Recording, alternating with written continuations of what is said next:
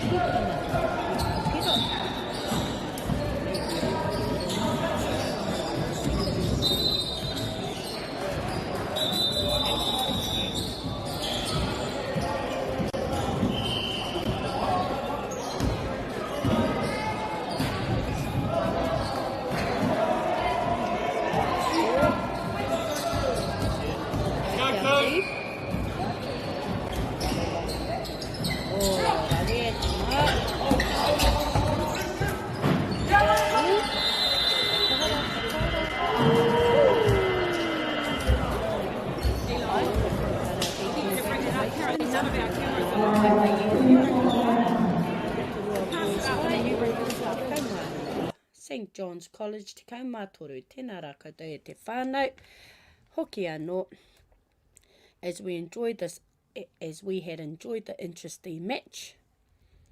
Let's take a moment to acknowledge those behind the scenes. He mihi nui kia whakaata Māori mo te kawi I ēnei kēmu ki ngā kāinga huri noi te motu. Big thank you to Whakaata Māori for bringing these games alive. Ngā mihi hoki ki ngā kai tautoko, Caltex Apollo me Navita, mo tō koutou tautoko I ngā rangatahi. And of course to our sponsors. And of course, those were our sponsors. Thank you for backing our young athletes and making this all possible for them. Tēnā rā koutou.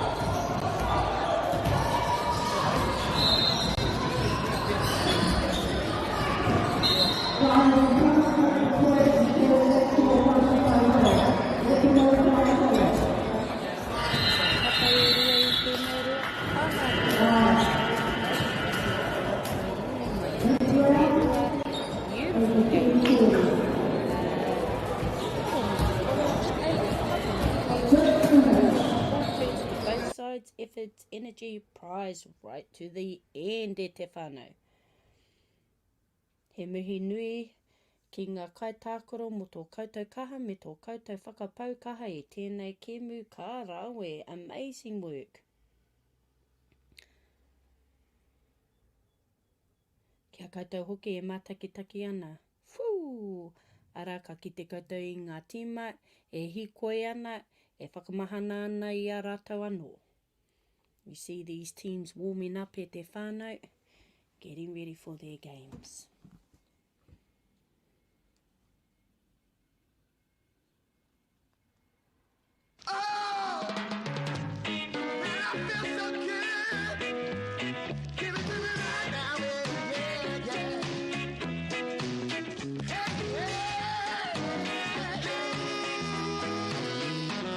Funding is a real challenge. We know that a lot of schools face that ongoing, and the reality is if you go to a lower decile school in New Zealand, you are less likely to be able to afford to participate in sport.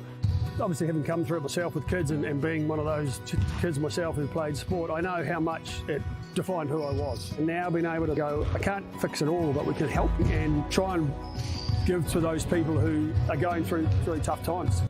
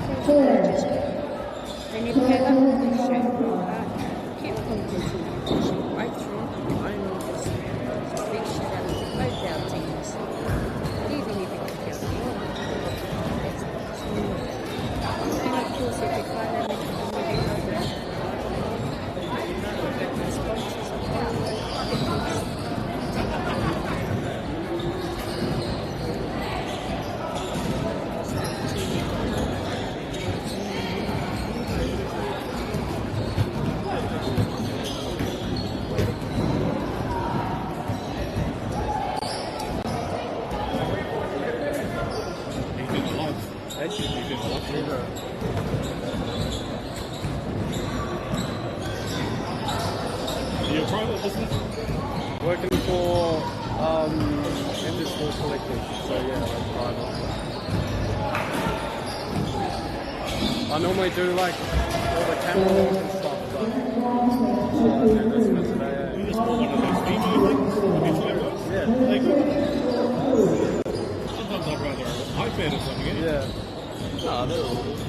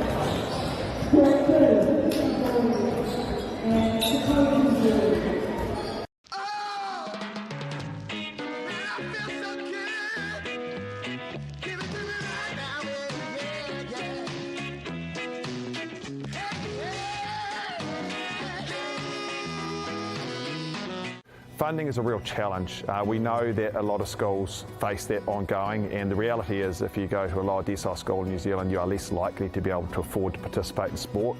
Obviously, having come through it myself with kids and being one of those kids myself who played sport, I know how much it defined who I was. And now being able to go, I can't fix it all, but we can help and try and give to those people who are going through really tough times.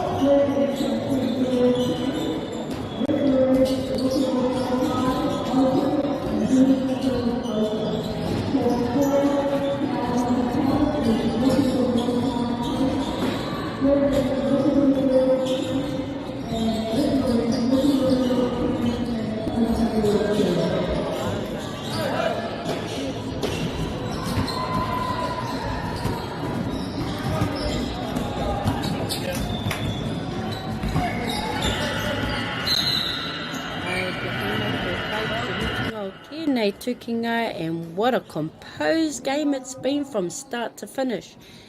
Kei te papa tatau te wikitoria mō Te Aroha College.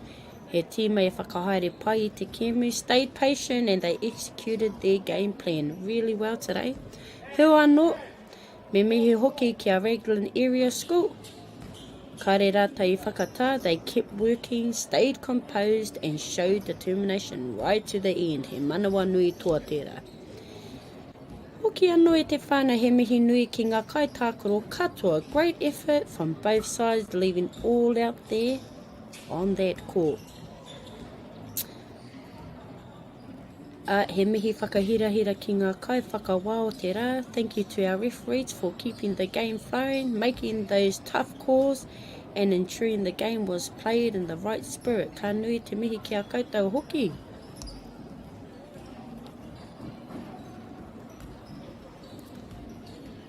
Nā reira e hoa ma, Raglan Area School, whā,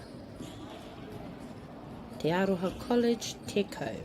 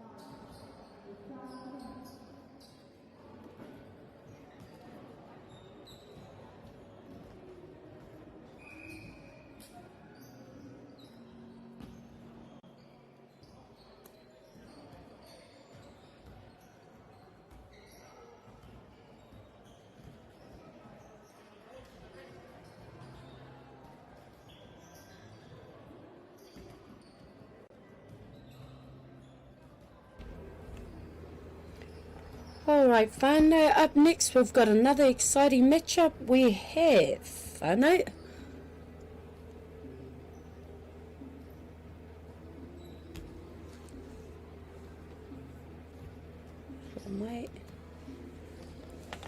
whānau, up next we've got another exciting matchup. Morrinsville College taking on Paeroa College. Ko Morrinsville College tēnei te kapa hardworking, kaere I te mutu I te oma.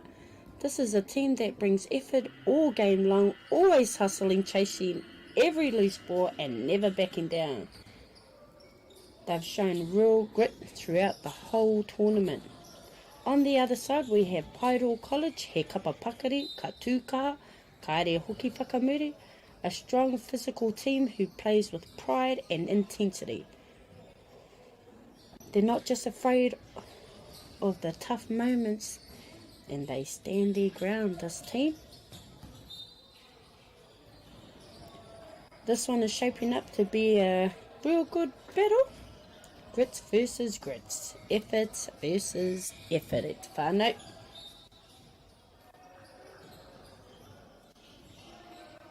Nō reire te whānau, get ready. Game on. Game started. We're seconds into the game.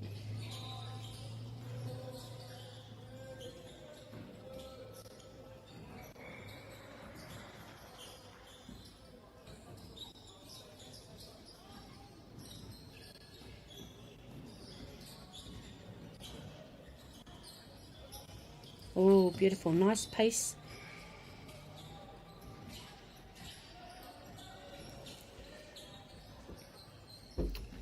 Oh, te neke hanga o ngā waiwai hoki, tēnā koe, oi!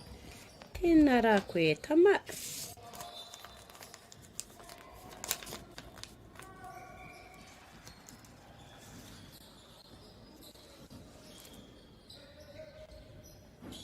Oh, tata tonu. Love those movements, e te whānau. Love those movements, those long shots.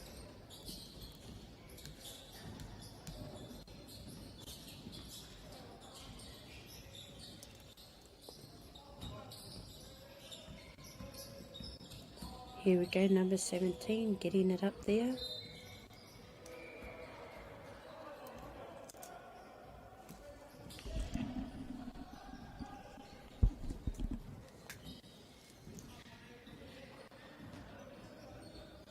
Paeroa College taking the lead. First point on that scoreboard. 1 to Paeroa, 0 to Morrinsville.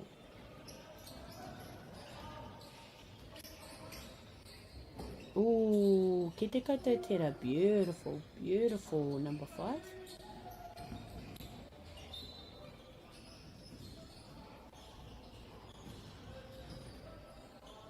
Love the consistency of that whistle too, ref. Beautiful, yeah.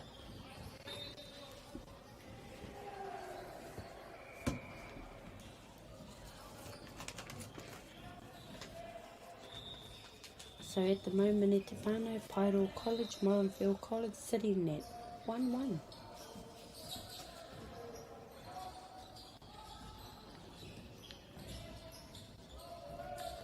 Ooh, ara te piro. Ka pae, ara. Tatani e tama.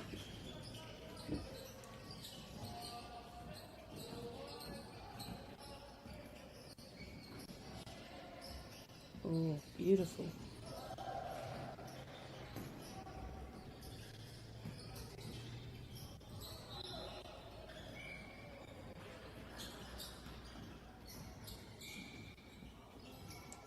Both teams are looking at getting their fast shots. Number 32 going up, laying up. Ooh, unfortunately didn't get that point.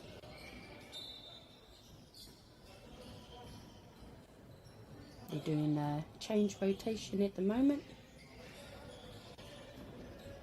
Giving each other a rest for now.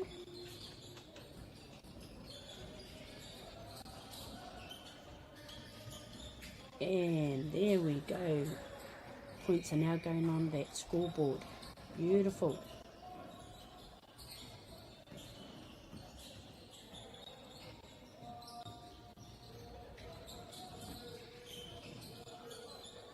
Oh, the defense though, the defense side is looking amazing. Holding the ground.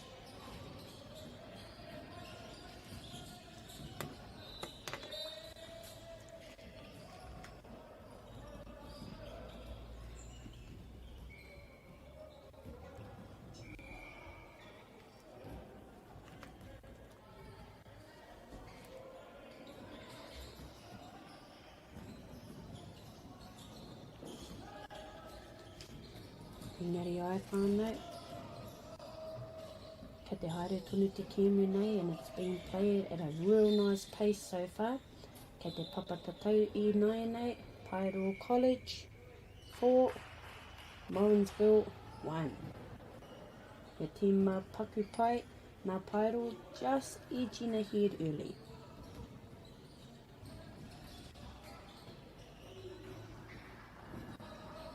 Oh, beautiful.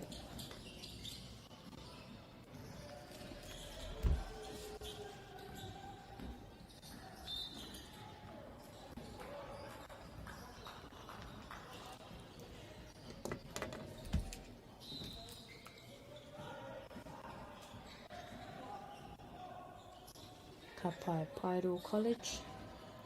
Let's see if our young fellow gets this point. Ooh, and just like that, lifting the points up to 5. Oh, and did we see that beautiful intercept from 58?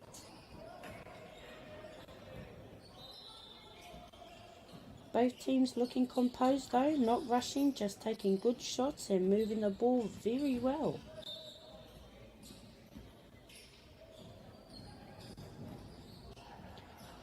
Ko Morrinsville, ka te whai tonu, staying right in touch, and it won't take much for them to get close to that gap.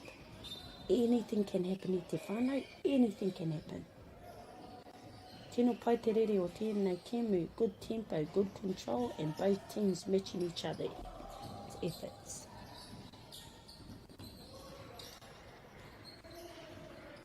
Ka te rautaki ne, ka te rautaki Paeroa College. Ka te kimi hoki ngā hoa, engari I nei. Kei a Morrinsville. E tama! See, ki te koutou I tērā. Points have just gone up. Morrinsville is only one behind.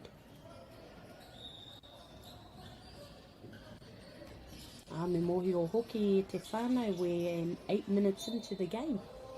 So this game can go either way and playing very amazing on both sides.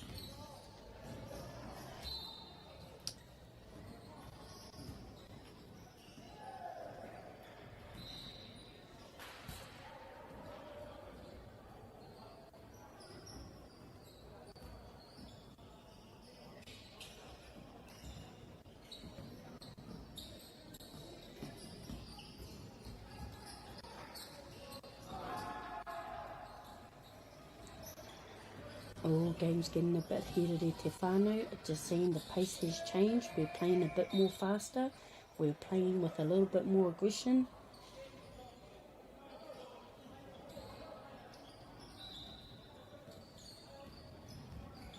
Ooh, rāwe tērā. 17 going up. Let's see if they can get this point.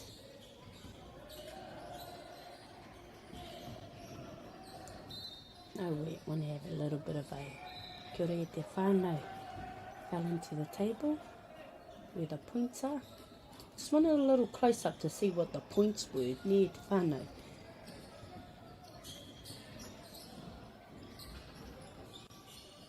Ara Paeroa, kia rātou te pōro. They're not wanting Morrinsville to get these points at te whānau, because like I said, anything can happen. Ka pai Paeroa College in for another.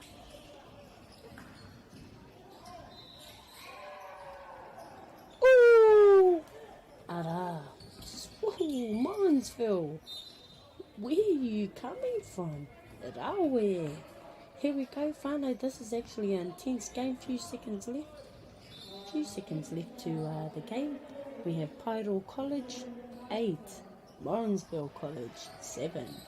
So let's see where this ends, e te whānau.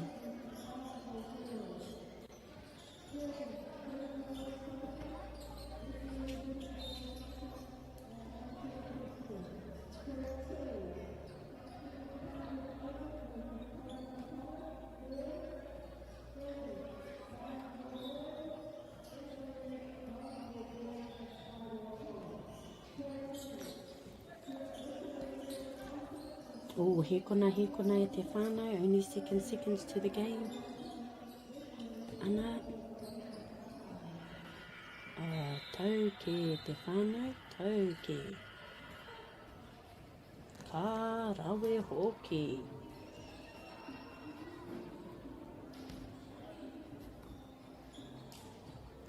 Engari e te whānau ai, kua tai ki te meeting o tēnei tūtaki, and what a tight contest it's been. Hui. Kei te papatatau, Pyro College, Iwa, Morrinsville, Betu, he wiki tōrua paku noa iho, a very narrow win for Pyro College, and a hard ruffle battle.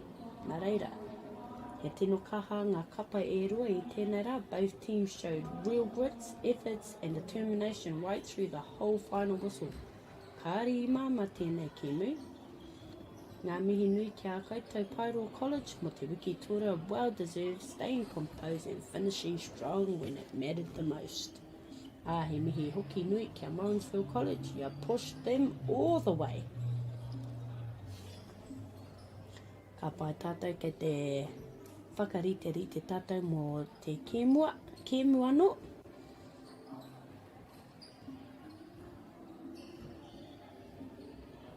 Nā reira e te whānau tēnā koutou, mo te mātakitaki I Morrinsville me Pyro College. Woo!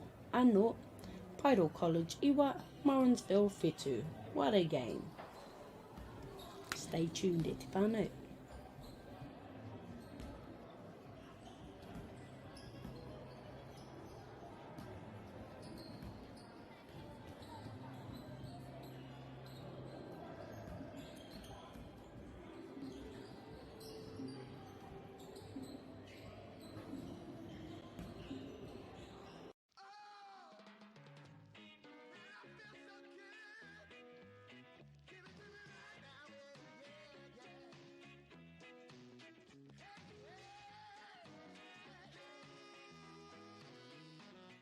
Funding is a real challenge.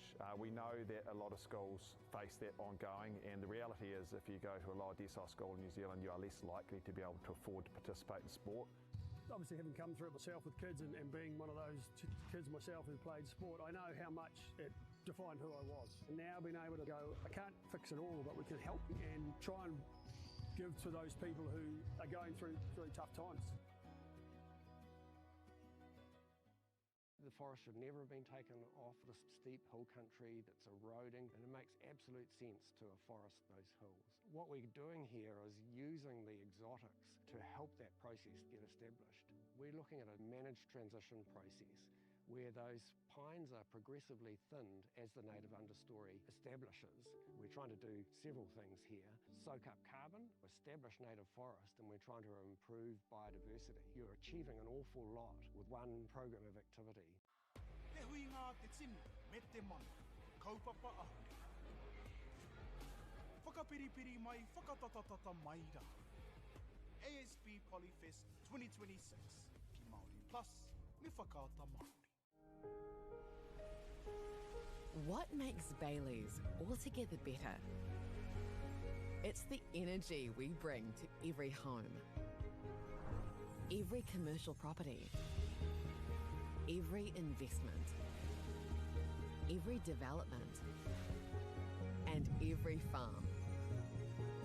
Because when the energy is right, you can feel it. Bailey's, altogether better. Want to catch a fuel bargain with Pumped at Caltex? Scan your Caltex app or AirPoints for 6 cents off per litre every day. And you can show your Super Gold card for an extra 2 cents off. Ah, feels good. Get the MāORI Plus app. Download now on Google Play or the App Store with exclusive viewings and 100% ad-free. Quite like top tier. Watch us anywhere, anytime. Make MāORI Plus your mate and stream now.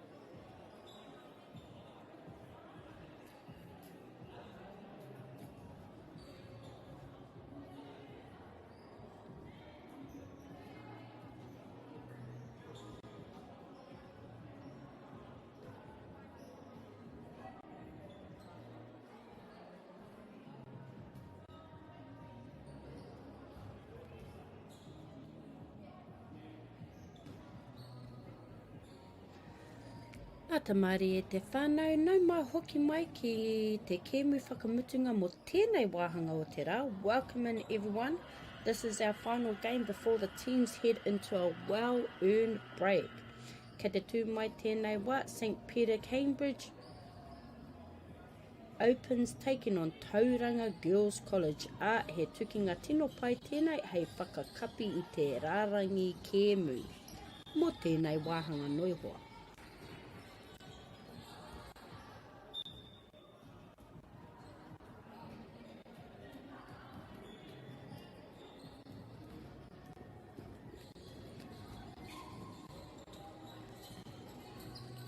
Ka pai rai te whānau nei ngā tīma. We are seconds into the game. As I've shared, St. Peter's and Tauranga Girls.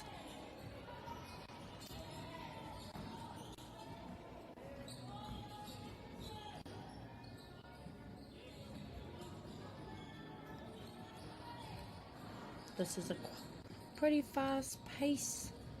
Kēmu I tēnei wā. It's like both teams are trying to figure out where and what they need to do.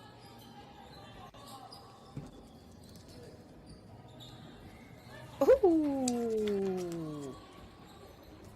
Our first try. Tauranga Girls.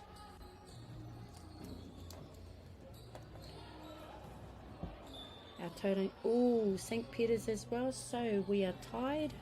St. Peter's 1, Tauranga Girls 1. Would like to share as well. Te ataua hoki o ngā kakahu. Loving the light blue colour.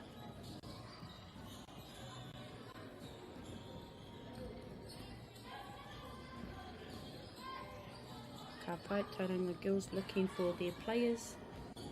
Number 5 grabbing that ball very quickly. Ara nama ono.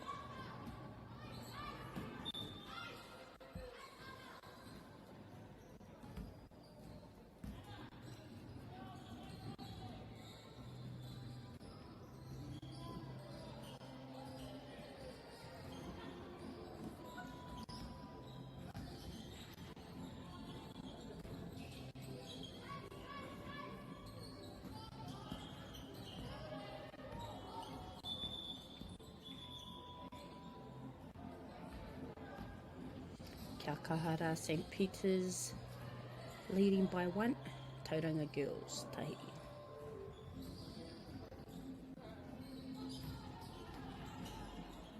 Oh, rawe, rawe.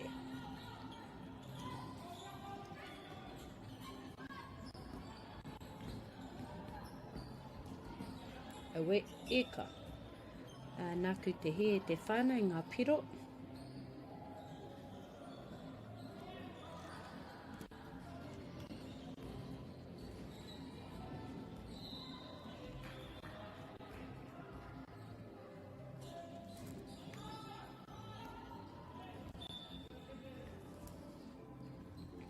So far, no, we're 3 minutes into the game, and we have St. Peter's 1, Tauranga Girls 3.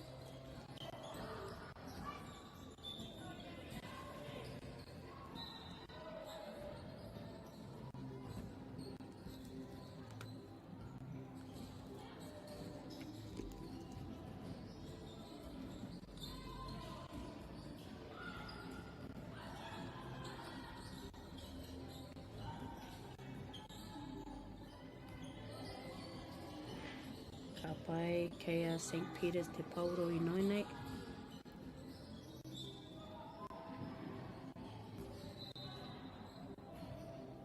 Kia kahara I ngā tīma e rua. Tauranga Girls coming out sharp, making their presence known on both ends of the court.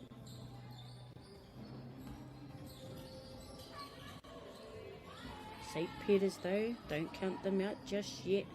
They're setting up here on the sideline as well. Looking at the reset, slow things down and find a clean look for that hoop.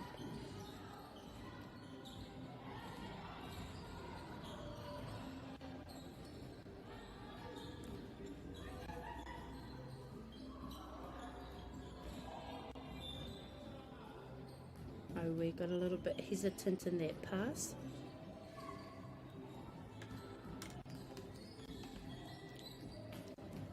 Oh, tēnā koe, number 5. Good defense on both sides of the teams. Oh, snatching that ball away. Number 14. Stop it, running it up. Let's see if you... Oh, beautiful. Ball still in. Who's got the patience? Had a bit of a push nudge there by number 5, engari. Piro. Number 4's feeling a bit hesitant, looking for her players. Here we go. Anything can happen at Te Whānau we seen in the last game. Oh, Rawe. Number 6. Beautiful, mahi. Number 6 by light blue.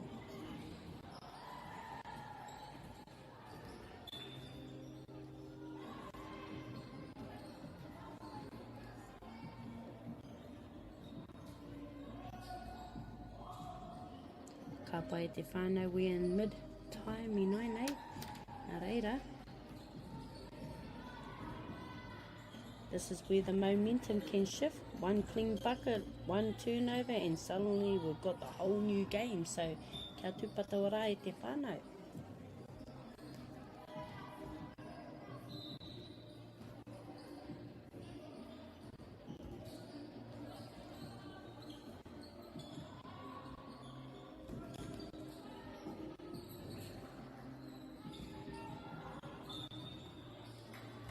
Nice pressure.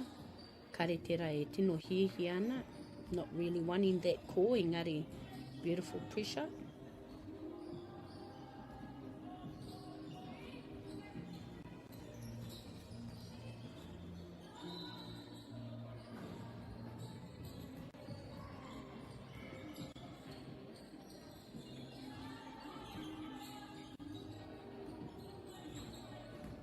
There we go, number 4 going, ooh, unfortunately unlucky. Can't bite. Bit of a hot potato in that making. Oh, some of the girls have some beautiful stretch when intercepting in that ball. Looking for a space. Here we go, number 6. Travelling. Nice call, ref.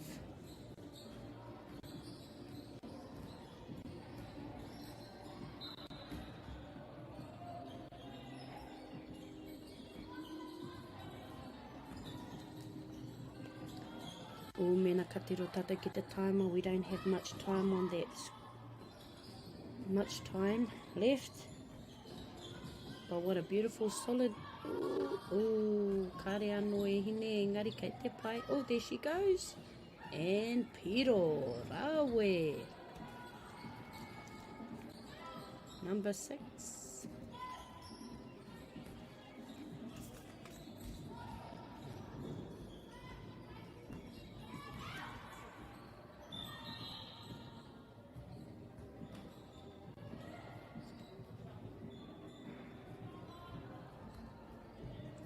Ka pai e Te Whānau, we have 2 minutes left. Tauranga girl has the ball. Anaraki namaiwa. Whee! Anything can happen at Te Whānau. We've still got a few minutes left on that time.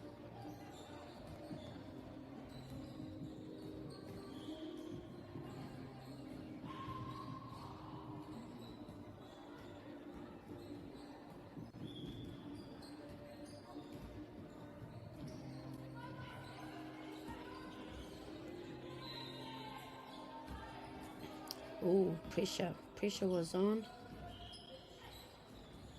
Ka pai, ke te tiro mo tētai huakina, looking for an open space. There she goes.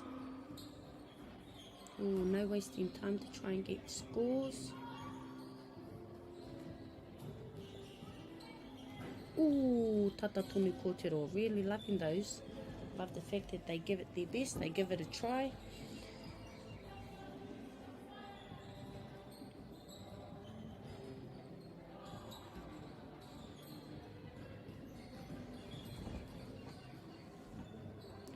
Ka pai ke te tarairata ki te rautaki. 30 seconds left to the game e Te Whānau. Oh, te atahua hoki. Ka rawe. pointer, pointer. Whew.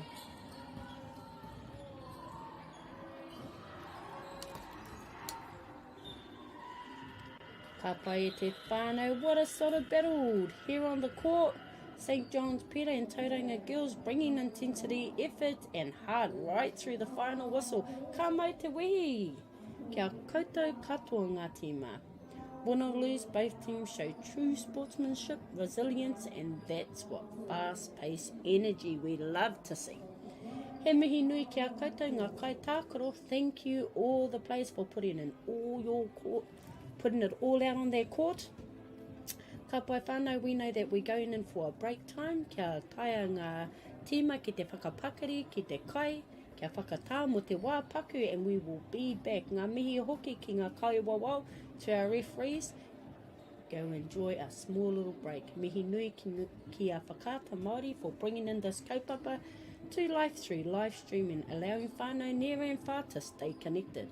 Ngā mihi ki ngā kai tautoko, our amazing sponsors, Caltex, Apollo and Navita. We appreciate your support in making this all possible for our rangatahi. Nā reire e te whānau, kia haumare hoki, ko tēnei te wā paku whakatā, hua no ka hoki mai a kua nei.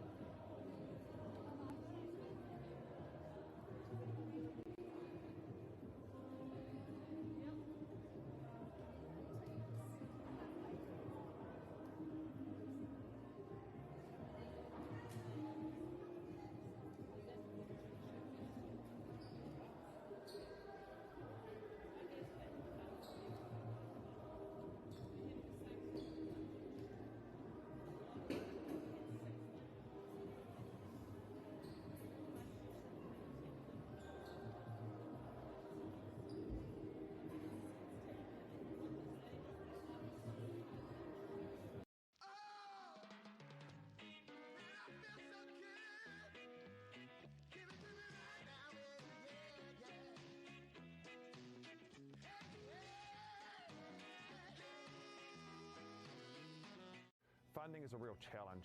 We know that a lot of schools face that ongoing, and the reality is if you go to a lower decile school in New Zealand, you are less likely to be able to afford to participate in sport.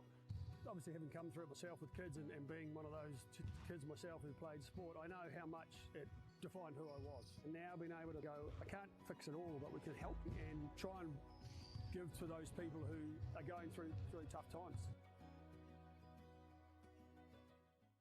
The forest should never have been taken off this steep hill country that's eroding, and it makes absolute sense to afforest those hills. What we're doing here is using the exotics to help that process get established.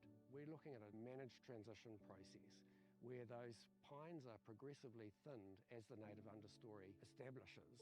We're trying to do several things here. Soak up carbon, establish native forest, and we're trying to improve biodiversity. You're achieving an awful lot with one program of activity. Te hui ngā te tinu, me te mana, kaupapa ahuri. Whakapiripiri mai, whakatatatata mai rā. ASB Polyfest 2026, ki Māori Plus, me whakaata Māori. What makes Bailey's altogether better? It's the energy we bring to every home, every commercial property, every investment, every development, and every farm. Because when the energy is right, you can feel it. Bailey's, altogether better. Want to catch a fuel bargain with Pumped at Caltex? Scan your Caltex app or AirPoints for 6 cents off per litre every day. And you can show your Super Gold card for an extra 2 cents off. Ah, feels good. Get the MāORI Plus app. Download now on Google Play or the App Store with exclusive viewings and 100% ad-free. Quite like top tier. Watch us anywhere, anytime.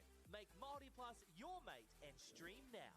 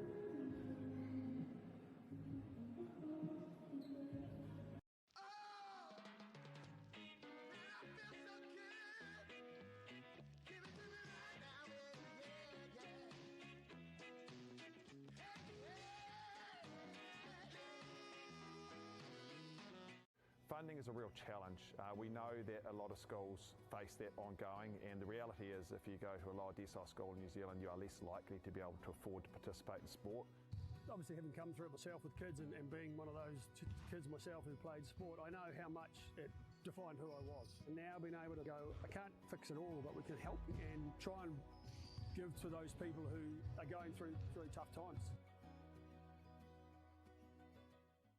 The forest should never have been taken off this steep hill country that's eroding, and it makes absolute sense to afforest those hills. What we're doing here is using the exotics to help that process get established. We're looking at a managed transition process where those pines are progressively thinned as the native understory establishes. We're trying to do several things here. Soak up carbon, establish native forest, and we're trying to improve biodiversity. You're achieving an awful lot with one program of activity. Te hui ngā te tinu, me te mana, kaupapa ahuri. Whakapiripiri mai, whakatatatata mai rā. ASB Polyfest 2026, ki Māori Plus, me whakaata Māori. What makes Bailey's altogether better? It's the energy we bring to every home, every commercial property, every investment, every development, and every farm. Because when the energy is right, you can feel it. Bailey's, altogether better. Want to catch a fuel bargain with Pumped at Caltex? Scan your Caltex app or AirPoints for 6 cents off per litre every day. And you can show your Super Gold card for an extra 2 cents off. Ah, feels good. Get the MāORI Plus app. Download now on Google Play or the App Store with exclusive viewings and 100% ad-free. Quite like top tier. Watch us anywhere, anytime. Make MāORI Plus your mate and stream now.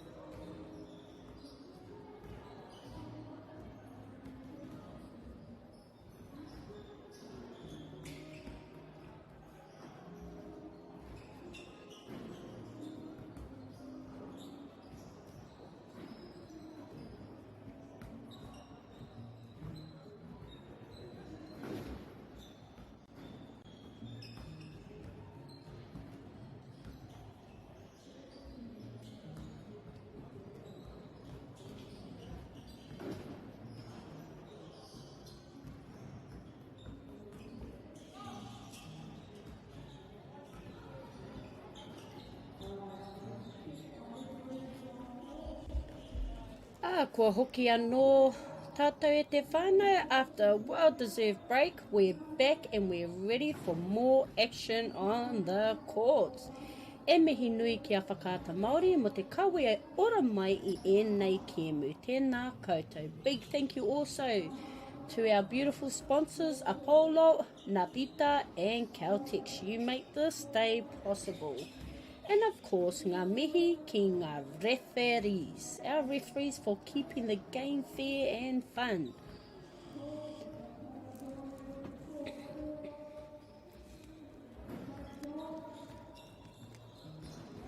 If you're just tuning in, team, both teams are out there warming up and you can already feel the energy building. Ngā taiatea wharekura kei te taha kotahi, sharp bases, quick feet, and you can see the focus in the eyes. Well, from where I'm sitting anyway. He rōpū kaha, he rōpū tere. They're moving with intent, tightening up their plays and getting that rhythm right before the tip-off. And then we have on the other side, John Paul College are putting in the work too, warming up, clean shooting. Oh, the communication is going to be on and plenty of hustles throughout this warm-up. You can tell they're going to be ready, bringing that confidence and structure into their warm-up and what I'm seeing. Kei te wera te papa, the court is heating up already and we haven't even started yet e te whānau. Both teams locked in, both teams ready. Nō reira e te whānau noho mai. We are in for a good one. Tērā koutou, ko mahine rangi tāwhai ko au tō koutou kai kōrero I tēnei wāhanga.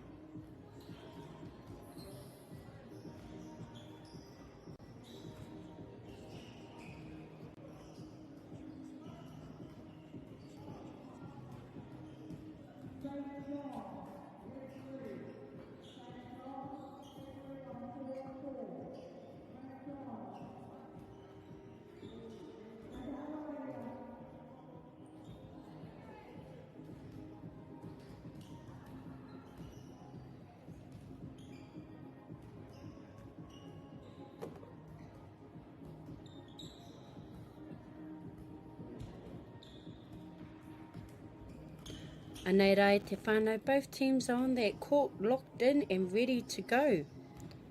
Ngā kai tākoro kua tū, ngā rōpū kua rite, eyes forward, game faces on, the refs are in position, everything's set, we're just waiting. Oh, now the whistle. Aroha mai whānau, and the whistle is here.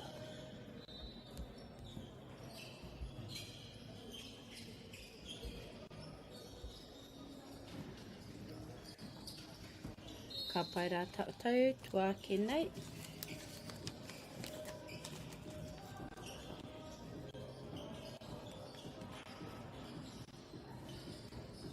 O, kei te āta haere hoki ngā tīma nei, kei te kōwhiri, kei te raupapa, kei te rauimi hoki. O, ehara, ka pai kei a nama waru, te pauro I nane. O, nama rima, o, whiwhi, tuatahi, ngā tamatea.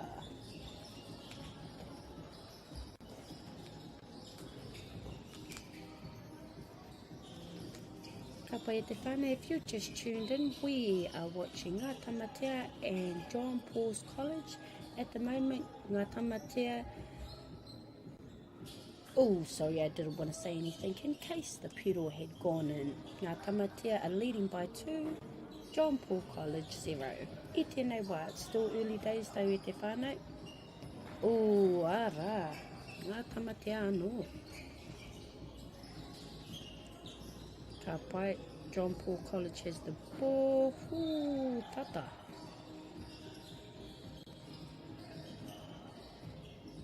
Oh, number 5. Oh, e. Tērā pia ko he aku ko whiringa mo ngā tīma.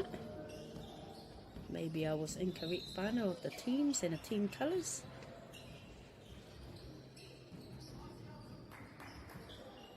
Tēnā koe te kaumārua.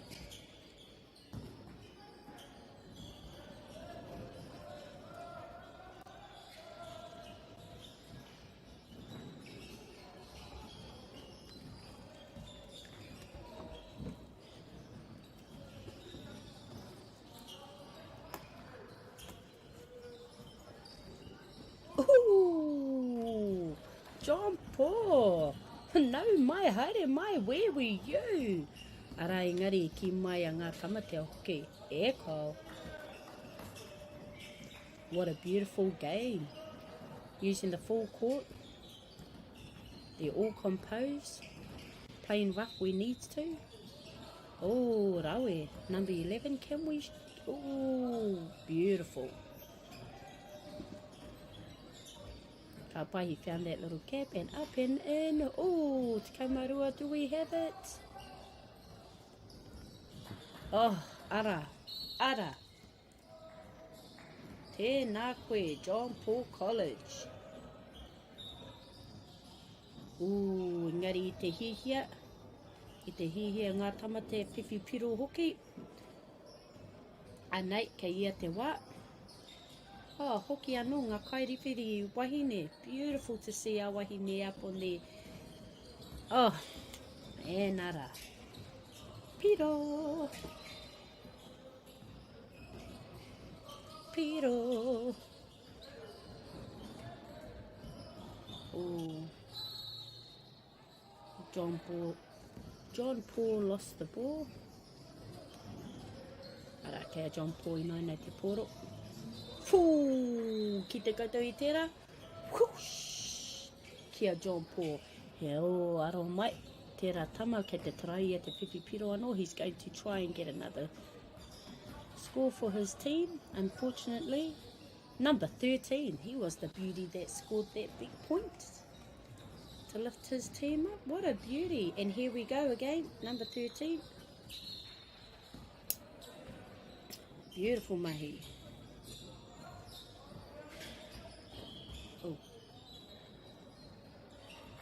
Woohoo! John Paul College. John Paul College is now in the lead. 11-6 to Ngā Tamatea.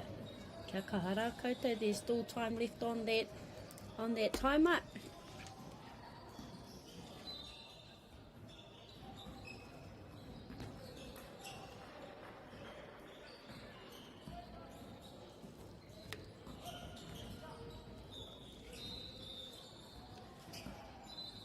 Nei te haere e te whana, John Paul College has come out strong, leading 11-6 with 4 minutes left e te whānau in the first period. He te matanga kaharawa.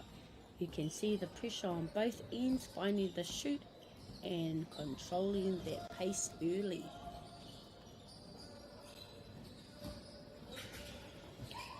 Engari, kaue ware ai. Kia ngā tamatea, they're still right in this. Pushing hard, staying in that fight and looking to close that gap. Oh! And speaking of closing that gap, te ro ngā tamatea. Ooh, tata boy. Tata.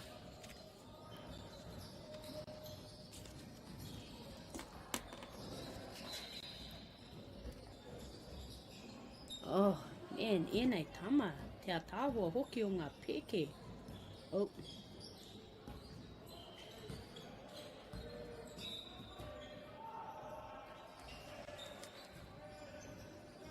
Love how smooth this game's going. Not as many pull-ups. Oh, done a neat sneaky pass through. Ooh, rawe. But the ball was whipped out.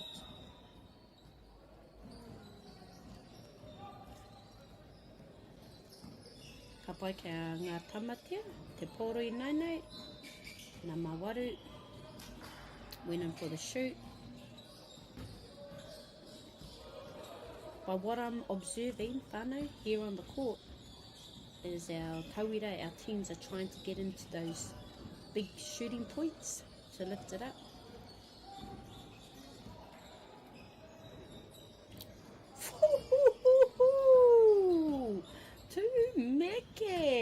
tērā te tīma ngā tamatea I whiwhi au a piro. Stop it. Few more of those ngā tamatea and we are going to nearly even it out. Arana mawaru from ngā tamatea. Tata e tama.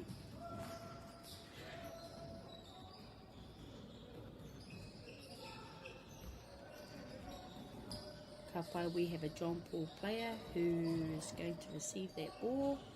And number 12 from John Paul. Oh, and there we go. Well done. Beautiful play. Beautiful play from John Paul player. Ka maura te wihi.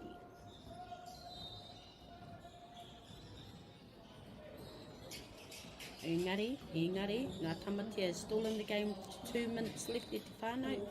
2 minutes left, anei rā. Ooh, hika. Oh, this game is getting a little bit heated now e te whānau. Ai, tēnā rawa. John Paul.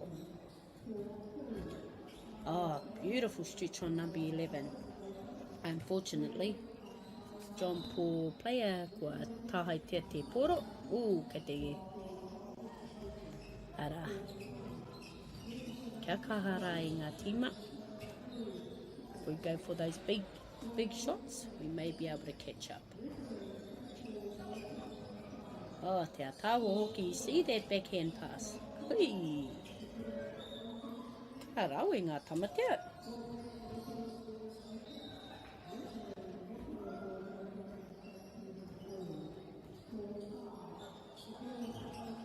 We're sitting out now e te whānau, mena kua uru atu koe ki roto I tēnei kemu. John Paul is leading. It's 15, ngā tamatea 10.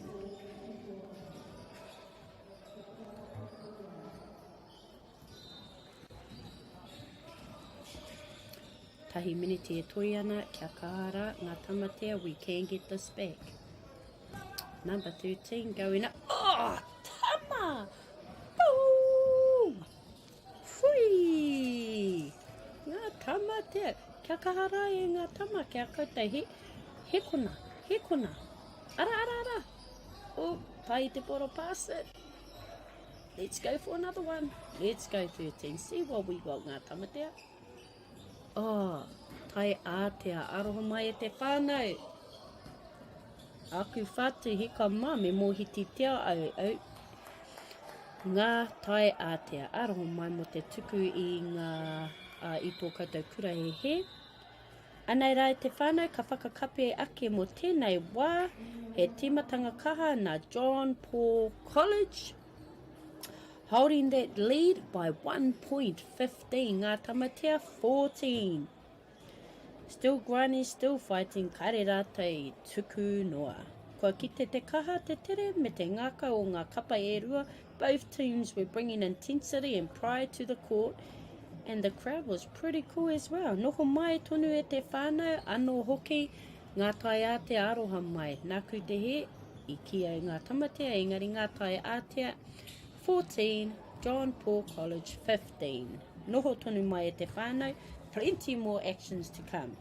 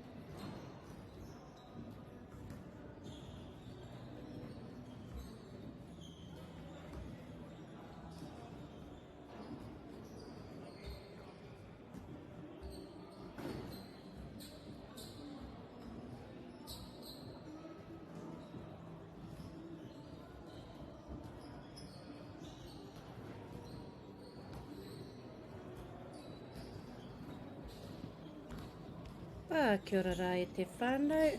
Up next we have Pairo College versus Te Aroha College. Kua mātakitaki hoki au I tēnei tima. I've actually watched these teams play and te atahua hoki o rātou nekehanga. Some moves on these boys, heka. Engari, I tēnei wā, both teams are out there on that court as we see warming up, getting themselves ready for what's about to go down. You can feel it, eh? A bit of a nerve in the air, watching each other, seeing who's got those sharp shoots, who's moving quick, and who's locked in. He āhua whakamā hoki e ētahi wā, warming up right in front of your opposition. But kei te pai, that's all part of the game. Feeling each other out before the first whistle even blows. Pairo College bringing that hustle and energy, while Te Aroha College looking calm as a cucumber. Composed and ready to strike. E rua ngā kapa ko tahi te whainga. To take the control of this kēmu. Nā reira e te whānau noho mai e te whānau. This one's about to go and get interesting.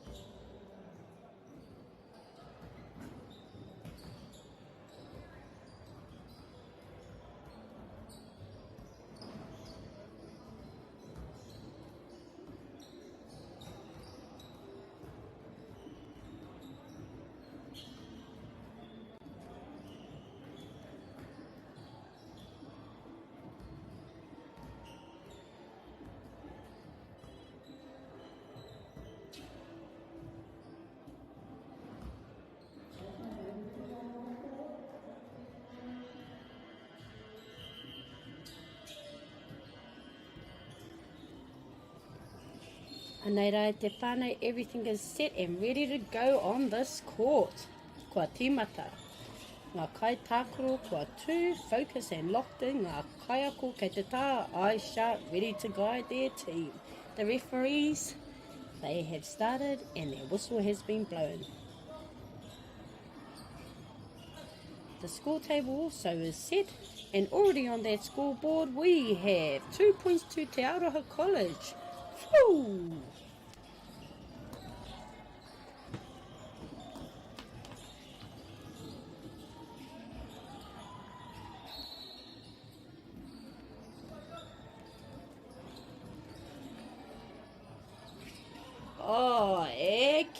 Ki rā, ko wai tēnā Te Aroha College. What a beauty. Here we go, 58. Up in the ground, putting on that scoreboard, we have Pairo College. Rawe. Here we go, this game feels very interesting and hot. Ka pai kua pahi ke te pauro. Ooh.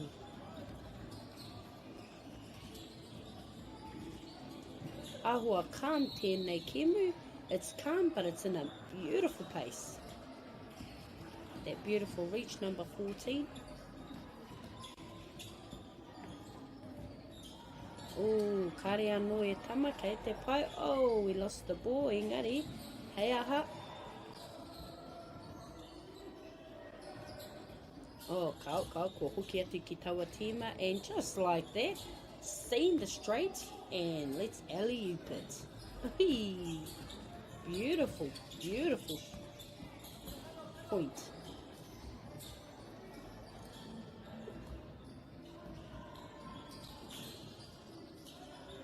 Te Aroha College 14 is going up. Ooh, unlucky.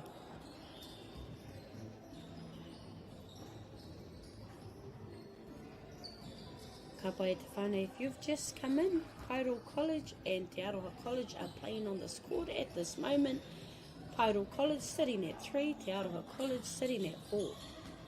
Engari, he kēmu wera tēnei. What a nice heated game. 58 going in.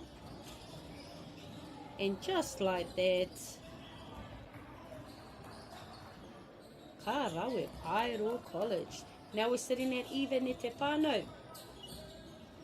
Ooh, beautiful defense. Te ārai o tērā.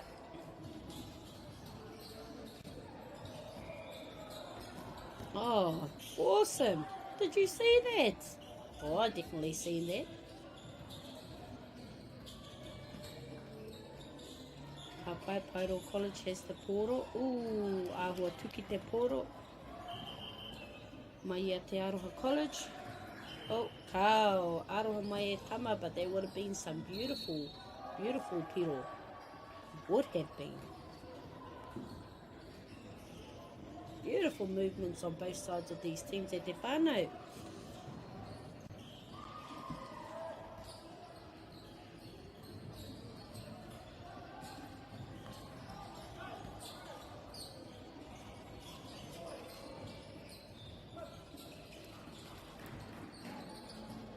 Ooh.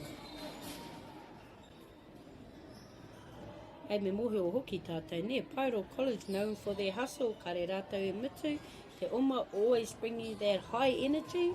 Hoki anō he kapa manawa nui, they don't back down. Hoki anō te Aroha College, calm but very dangerous. Pui, aro piro anō Pairo College.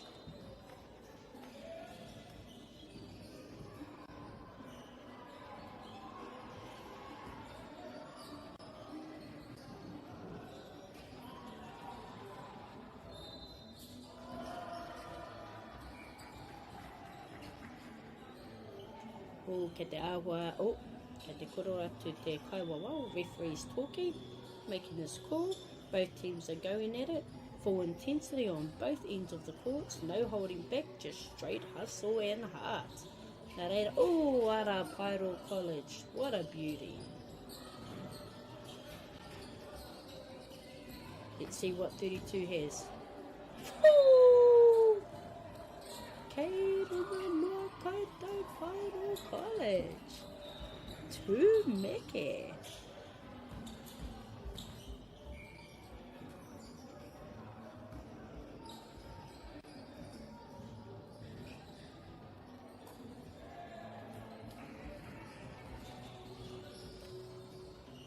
Katahi anō.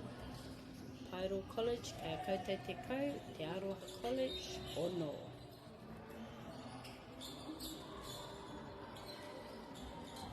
Both teams are going at it e te whānau, just intensity on both ends of the courts, no holding back, just straight hustle and heart.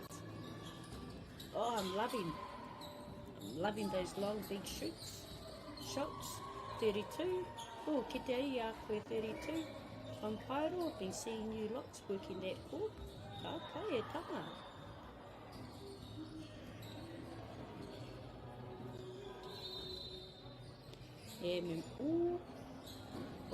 Tata noa ko te Aroha College, tata. Anything can happen e te whānau. Anything can happen. This game can turn around. We've seen it happen. So ke te koro atu te kaiwawao, kare te wā whakatā, no time to relax e hoa. And this one, it's a back and forth, shot for shot, defense type, offense firing.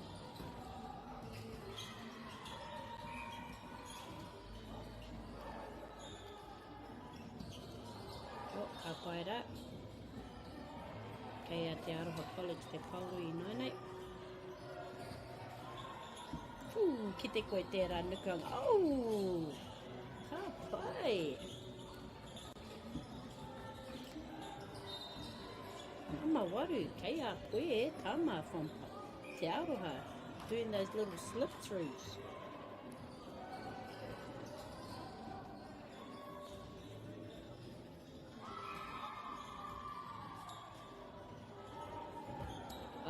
Tēnā Pairo College. Pairo College out in front.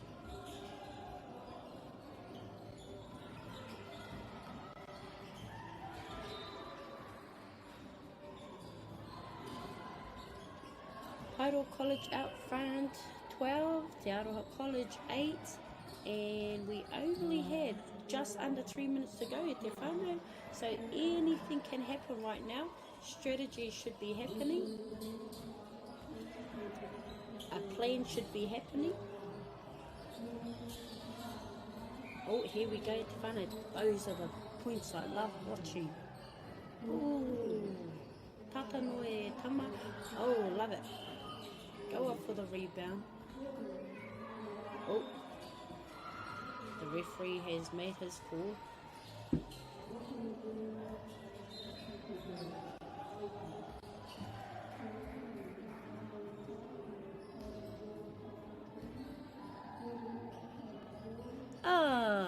Tāua.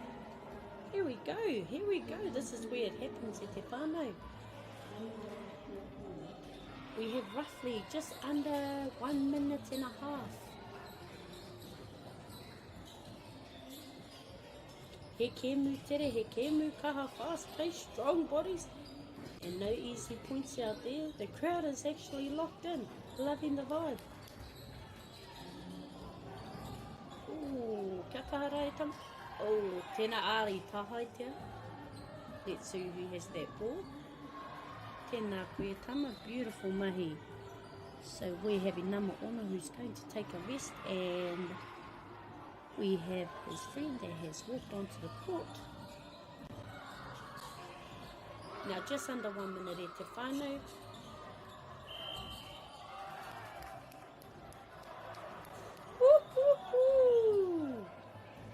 Nei, ka te heke mai te wera I noi, nei.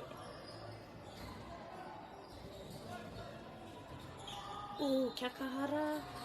Kare ai tino moho ko ai katoa. I actually don't know who's going to take this out, but all I know is the time is counting down e te whānau. Pairo College 12, Te Aroha College 11. Few seconds to go e te whānau. Pairo College may just take this out.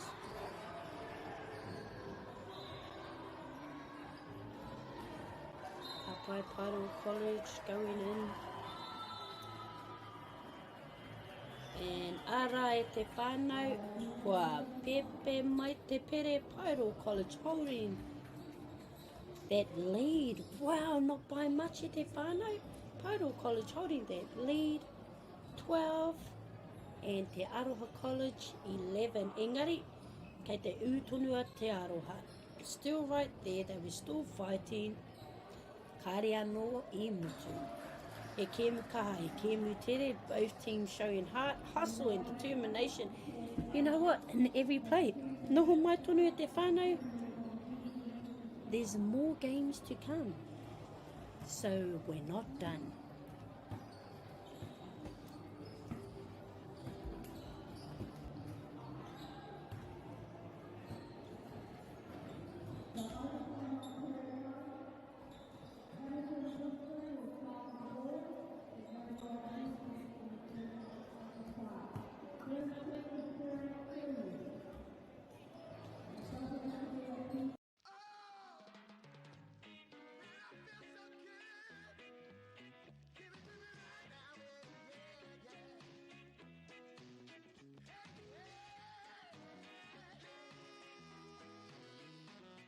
Funding is a real challenge. We know that a lot of schools face that ongoing, and the reality is if you go to a lower decile school in New Zealand, you are less likely to be able to afford to participate in sport.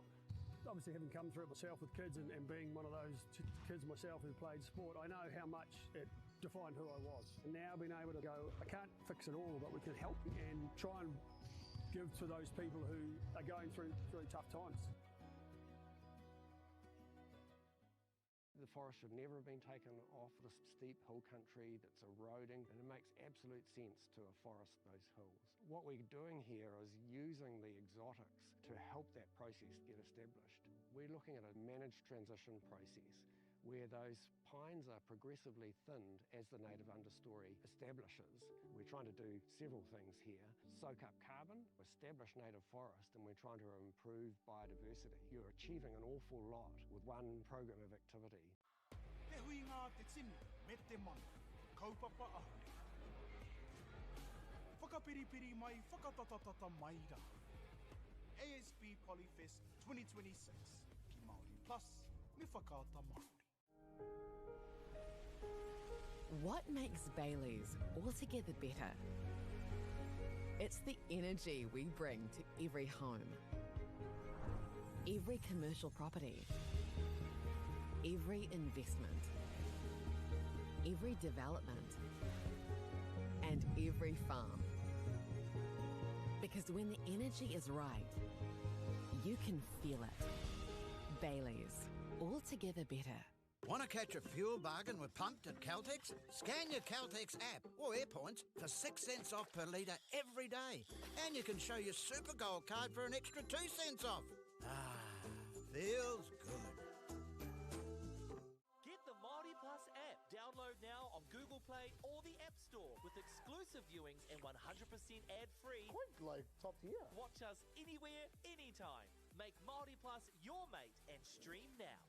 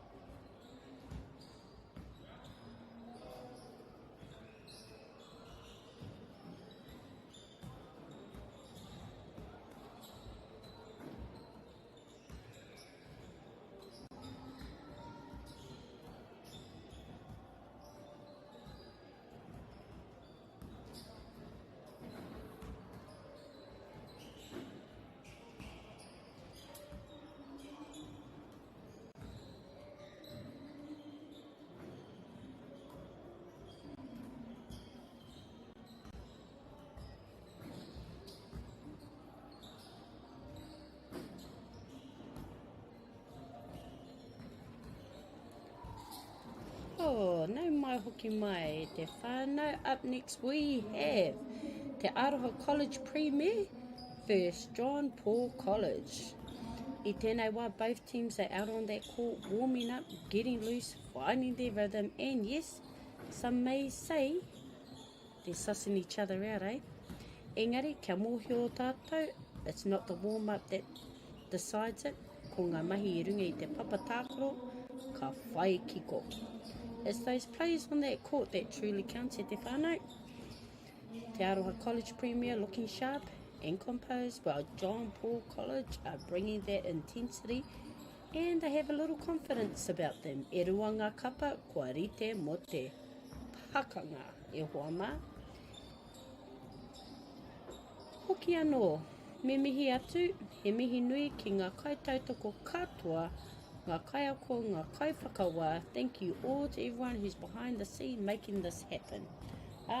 kia koutou e mātakitaki ana, whether you're courtside or tuning in from home, tēnā rawa atu koutou for your support. Noho mai e te whānau, this one is about to be lifted.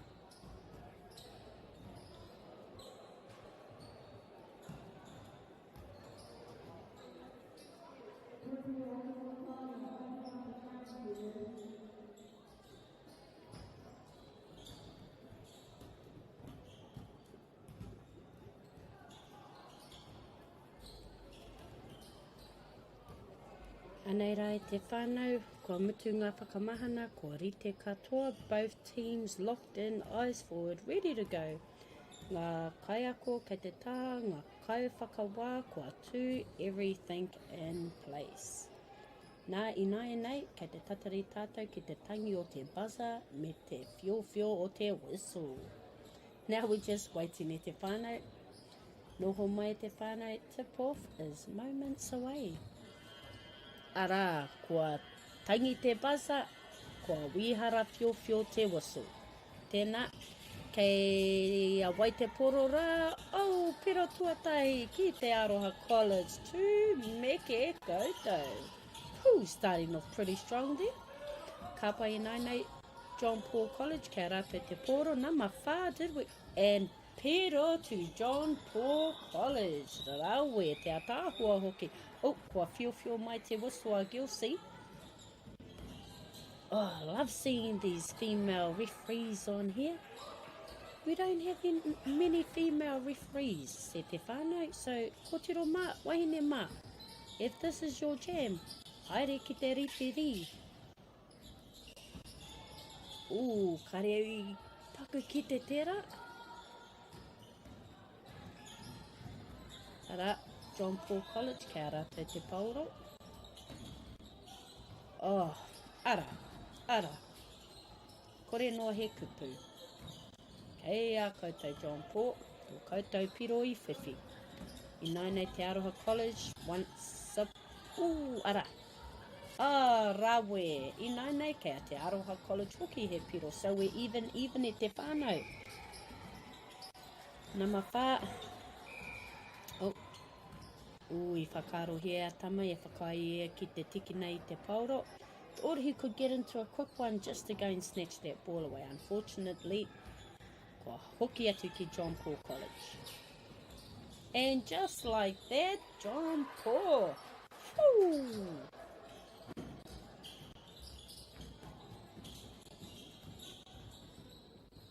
Ka pai ke te ātarautaki.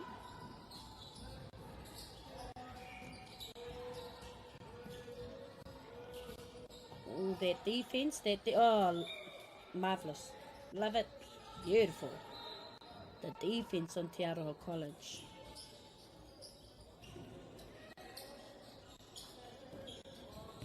Oh, boy.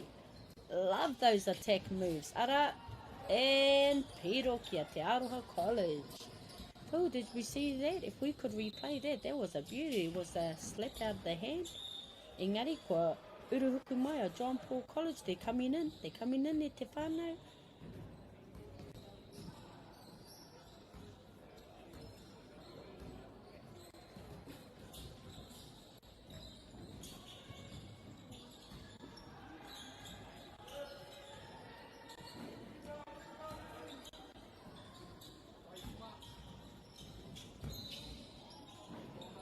Ooh, pai ki au era, piro ai, I love those shoots from afar.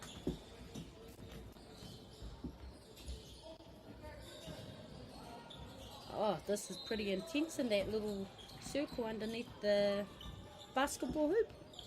Number 4 going up. Ara e hoa te paku tuki. Ooh, kare anō tama.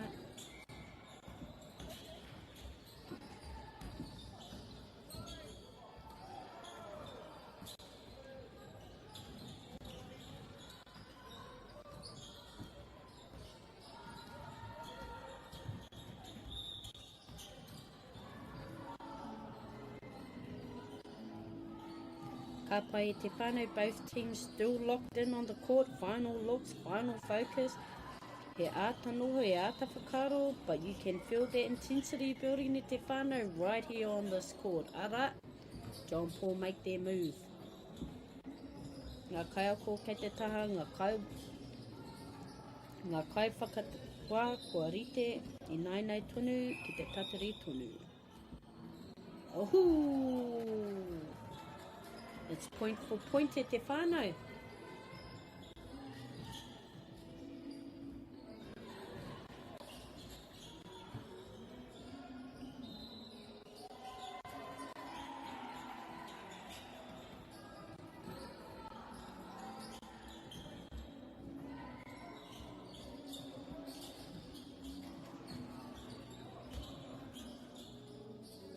Tēnā rawa, nau mai, haere mai te whānau. If you've just joined us, welcome in. You're coming at a perfect time e te whānau, perfect time. Both teams are on the court, locked in, ready. Kei te rongo I te wairu o te kiwi e peke ake ana e te whānau. We are tie. Paul John College 4. Te Aroha College 4.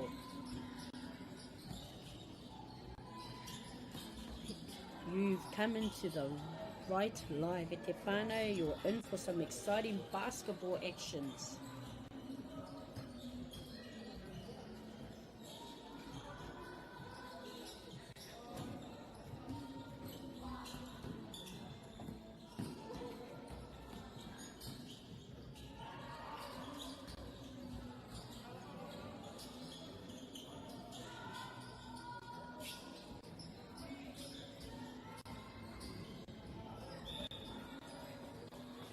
O ara e te whānau, Te Aroha College is just down by 1. John Paul College is up by 1. 5-4.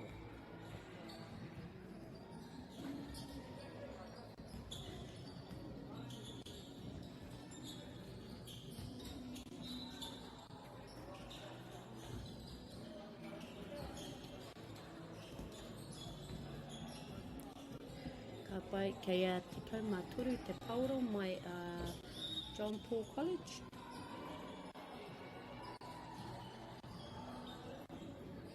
Oh, kia tātou 4 minutes, 4 minutes left on that time e te whānau. Te Aroha College Premier, he kapa Māori, engari he tino koi. Calm on the outside, but pretty dangerous when it's the attack.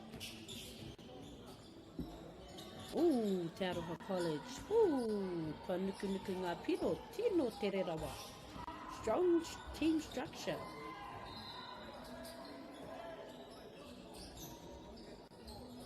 Woo! Ka mai te wei. Ara, John Paul. And piro kia John Paul. College Rawe.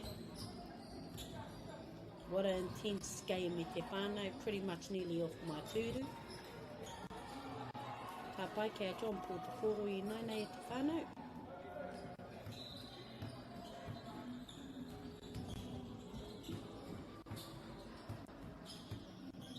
O ka te ata whakaro ia mona nukuhanga, nikehanga. Woohoo!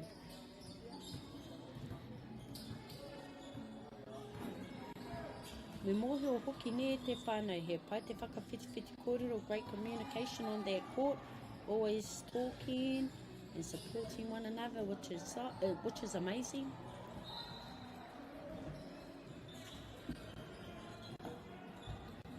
Ka pai. Ooh, te atahua hoki. Just beautiful. Beautiful landing, beautiful everything. Kia kahara. Both sides of the team, strong defense, pressure, making tough for each other to receive piro. But we have John Paul College 7, Te Aroha College come out of nowhere 10.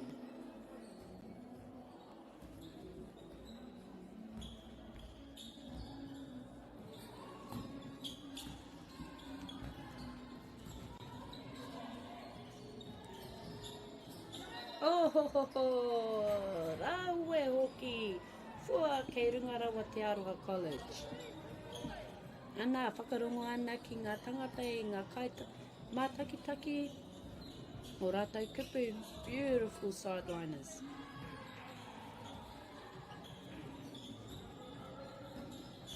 Here we go, John Paul and Piro. Whānau, we're nearly down to a minute, so anything can actually happen. Oh, now it's heating up e te whānau, loving the game, loving the game. Oh, we're doing a little bit of a changeover. Sometimes you may think, wrong move, but muhi o ke te tima I te tima. So we have beautiful 15 who jumped on. Oh, nice defense. Oh, ara, kei e te koro. Woo, tu meke te aroha. Oh,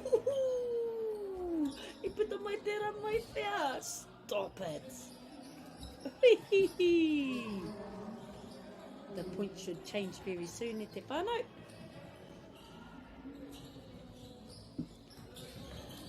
Ara. And Piro. Oh, we're going shot for shot e te whānau. Shot for shot. Look at the points going up. Oh, few seconds left e te whānau.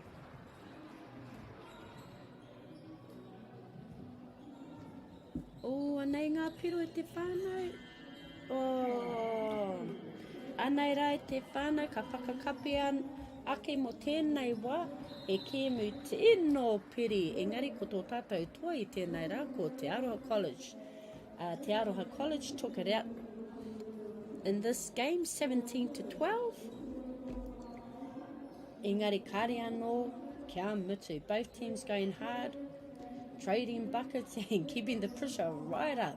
He kaha te omai, he kaha te whawhai. You can see the determination as well on both sides. Nobody was backing down. What a beautiful game. Ngā kai tautoko, kei te hari kua, te wairua, kua piki, the energy in that gym is alive and buzzing e te whānau.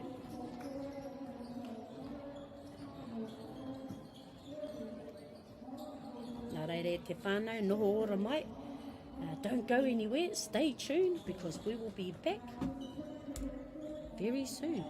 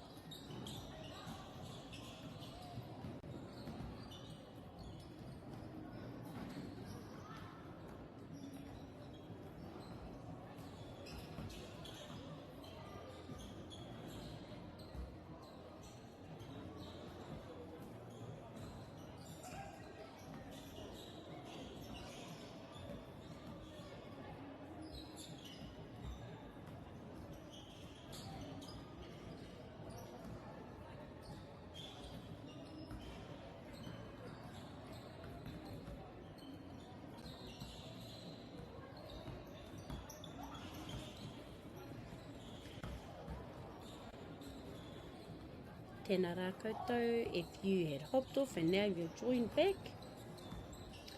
Up next we've got Rotorua Girls School. Aroha mai, Rotorua Girls High School opens first te kura o te koutu. I tēnei wā, both teams are out there on that court warming up ngā kōtiro kei te neke, stretching, shooting, finding their rhythm before the big game begins. You can kind of feel it though, eh? A little bit of nerves, a little bit of excitement, watching each other, seeing who's got the sharp shoots. Ara, pērā i tēnei kōtiro. Ooh, number 15 may have to watch out for. Stop it, that's from Rotorua Girls. Hua no, kei te pai, that's all part of the build-up. Rotorua Girls bringing that fire and flair. Well, te kura o te koutu, looking strong, focused, ready, bring that heat te whānau. Engari, kia maumahara, it's not about the warm-up that counts. Ko ngā mahi ki runga i te papatākoro ka kitea te toa. It's how you do on that court te whānau. Engari, noho mai e te whānau, this one's shaping up to be something pretty special, I would say.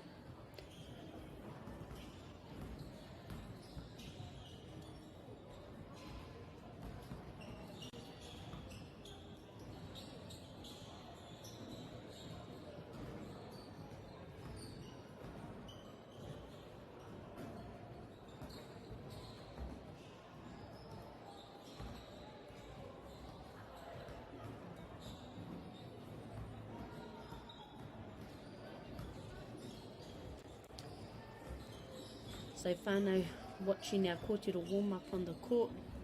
Rotorua Girls High School opens he kapa hiko, full of energy and flair. They love to run that court by the feel of it. Strong attacking mindsets too.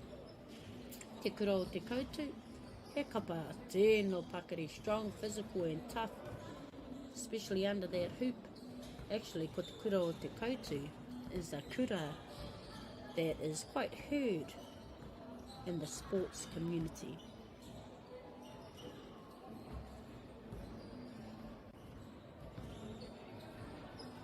But the match-up inside there, speed and flair, strength and control, ko te kapa ka mau tō rātou rautaki, ka whai hua. And saying that the team that sticks to their game plan will come out on top. So Rotorua Girls High, kia koutou, o te kura o koutu, kia koutou pia hoki.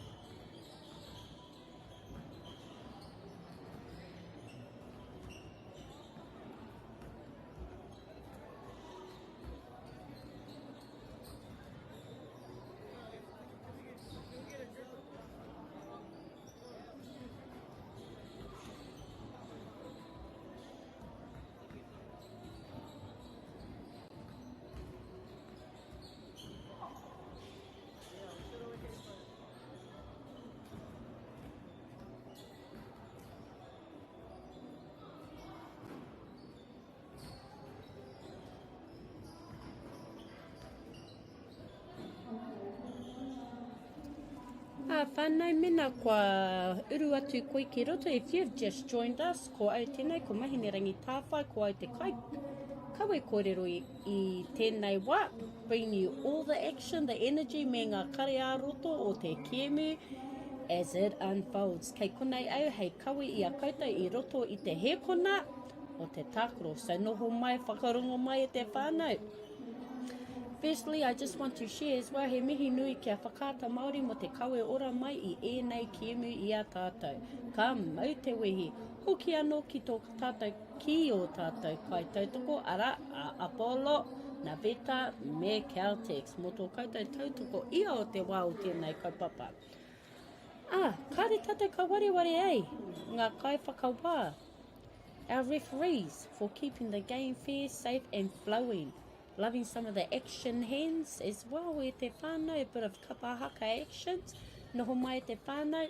Our teams are waiting for that buzzer and waiting for that whistle to feel mai. Nā reira, who do we have on this court? We have Rotorua Girls High and te kura o te kautu. Tēnā rā koutou, all the best to our teams that are playing right now. Ka pai kua tīmata te kura o koutu. Anei te nama te kaumarima I kororo atu e ki a koutou. It's number 15 from Rotorua Girls High. She was throwing in some beauty. And some beauties in her warm-up.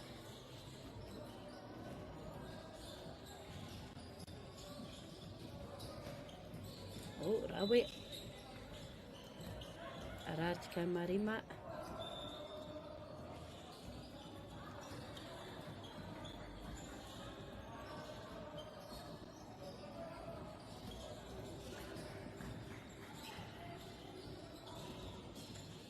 Kei te rapu he wāhine, ki te uru atu ki roto. And piro! Tēnā koutou te kura o koutu. Whoo!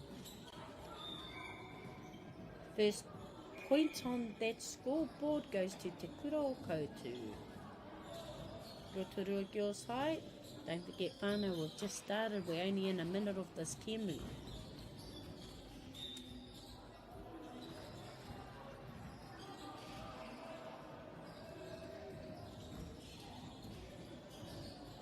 Engari kua tīmata kaha wēnei tīmai e rua. Both teams are starting off real strong and it's only 1 minute 30. Honestly, straight from that tip-off, both teams bringing that intensity. There was no pretty much easing in, just straight into it. He tere te kemu, he kaha ngā tukinga, fast pace, strong defense, in every position being Arā te kaumarima.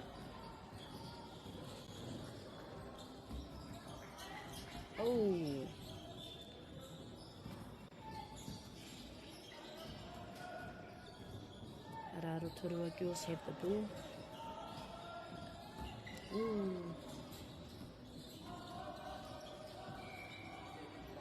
Arā, beautiful call. And there we go. Beautiful te kura o koutu.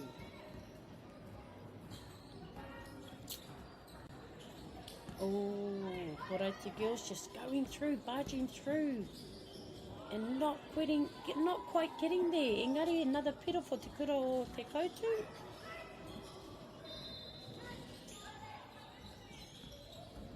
This defense of te koutu e te whānau. On.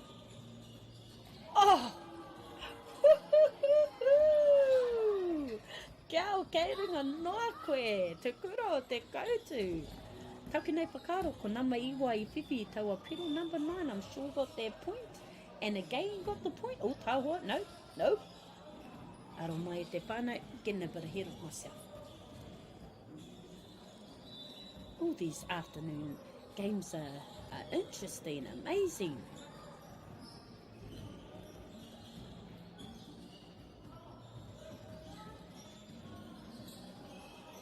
Tata noa e hine. She found an opening. Kare anu ara.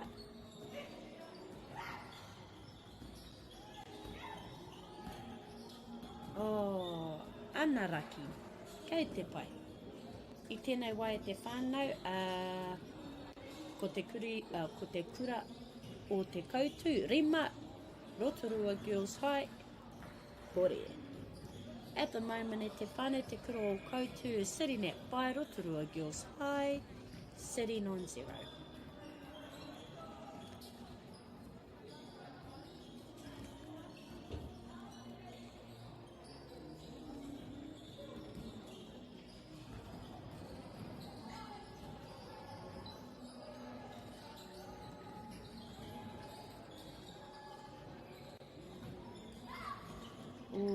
Ana raki e hine.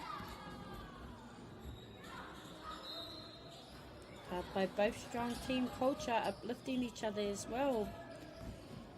Beautiful. Pretty quick on that defense as well on both sides of our teams.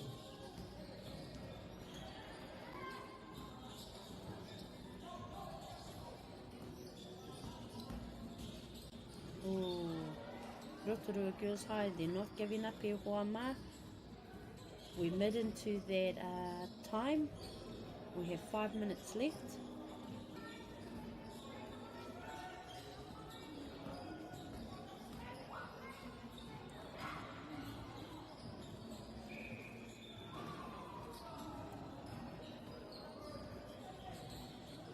Me mōhio atu hoki ne, ko wai.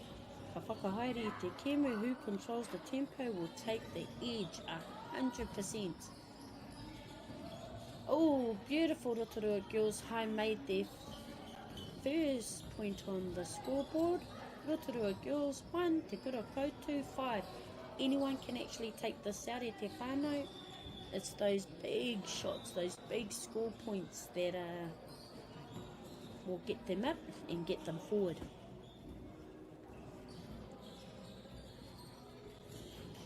It's those 2, those 3 pointers. Oh, tatano e hine. Beautiful. Tried to shoot out 13 from... Oh! E te kura o koutu. Ika mai hine. Number 9, where you at? Foo!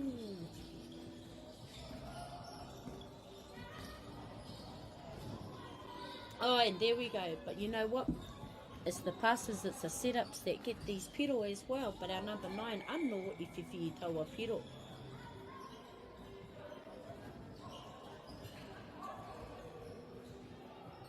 Ka pai ka te rautake. Oh, āhua pulse care ia. Setting up.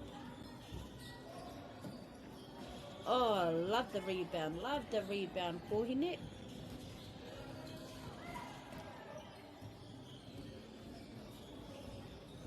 Number 9 was waiting in her area, in her position.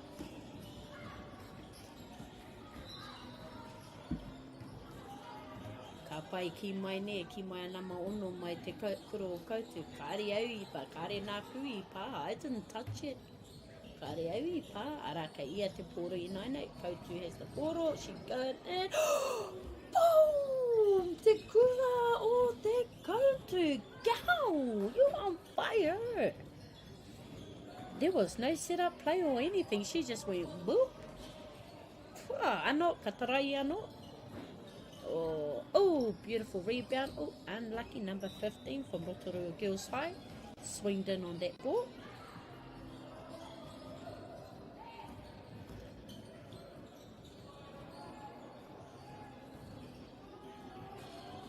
Oh, anaraki kōtero kei te pai.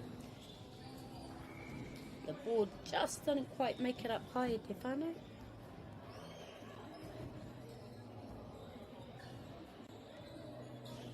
Ooh, a Nate get. Oh! Ooh, tata. Beautiful teamwork though. Beautiful teamwork. You can see it in the scores e te whānau. Very composed.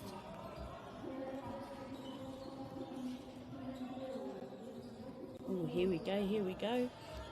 Oh! Kōtero, nama iwa. Whui, mai te kura o koutu. Ha! Kei runga noa koe e hine.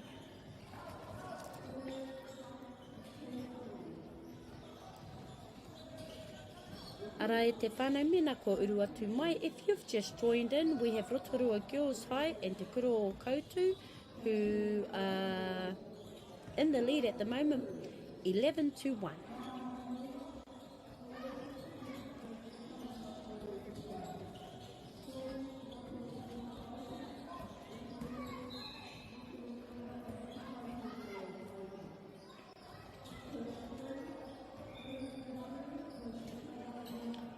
O, kei te kaute he hekona i naina e te whānau, he hekona e pero mai a koutu anō. Oh, nama whitu tērā taku number 7. Number 7 is a great number to have e te whānau.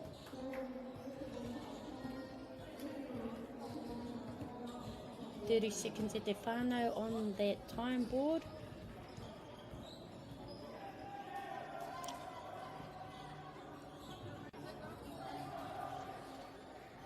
Let's see if te kura o te koutu can bring it in.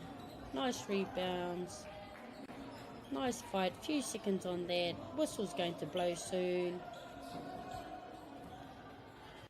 Ara. Anei rai te whānau ka whakakapi ake mo tēnei wā. He tīmatanga kaharawa. Nā te kura o koutu leading e te whānau. 12-1 i te 12-1.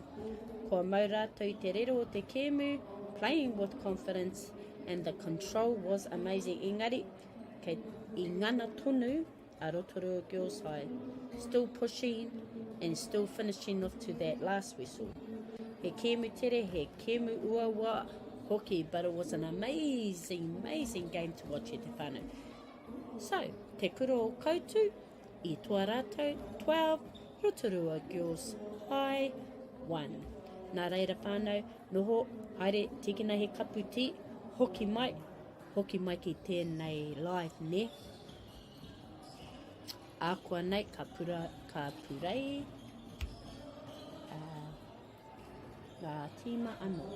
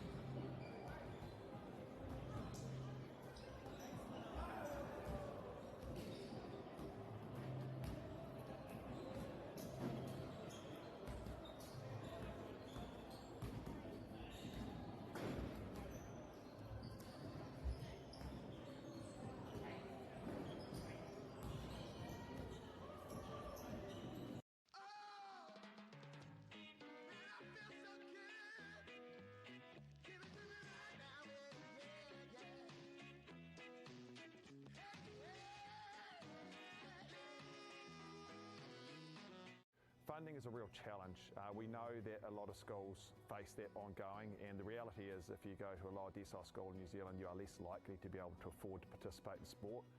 Obviously, having come through it myself with kids and being one of those kids myself who played sport, I know how much it defined who I was. And now being able to go, I can't fix it all, but we can help and try and give to those people who are going through tough times. The forest should never have been taken off the steep hill country that's eroding, and it makes absolute sense to afforest those hills. What we're doing here is using the exotics to help that process get established.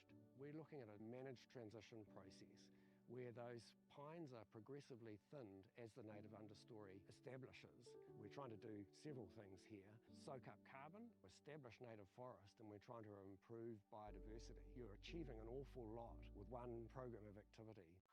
Te hui ngā te tinu, me te mana, kaupapa ahuri. Whakapiripiri mai, whakatatatata mai rā. ASB Polyfest 2026, ki Māori Plus, me whakaata Māori. What makes Bailey's altogether better?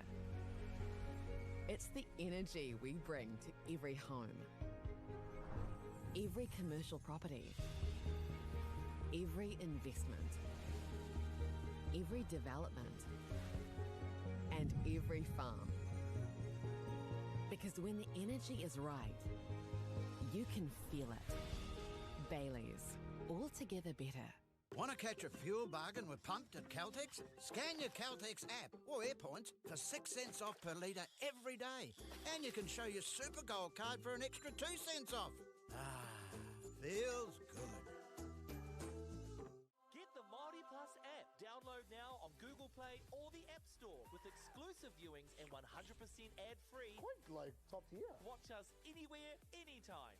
Make MāORI Plus your mate and stream now.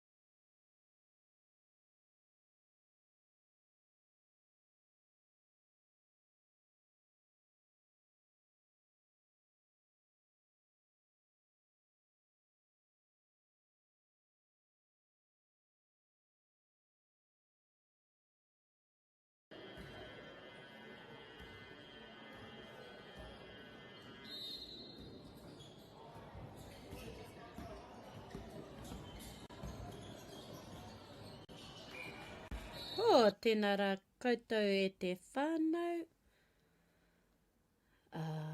Anei a Mount Manganui. Tauranga, boys.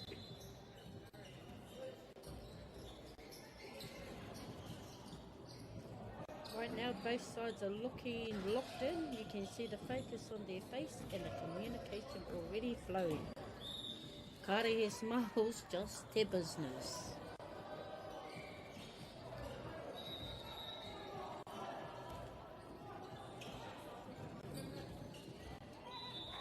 Kare anō Mount Manganui rau ka boys e whiwhi he piro. Engari, it's only seconds into game me te whānau.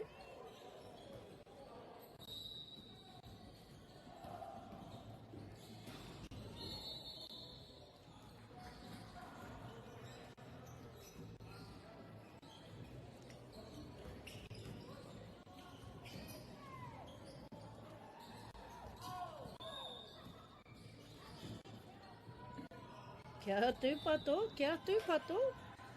Ka pai, so the first one to get the points up is Tauranga Boys. 1 kore to Mount Manganui.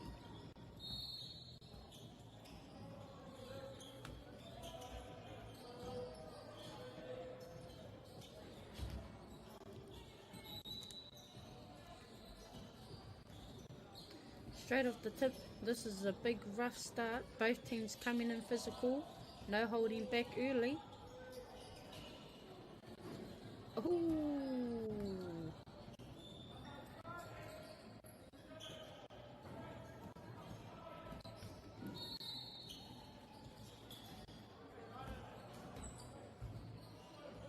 Oh, te atahua hoki, a normal Tauranga Boys. Beautiful, nice and gentle score.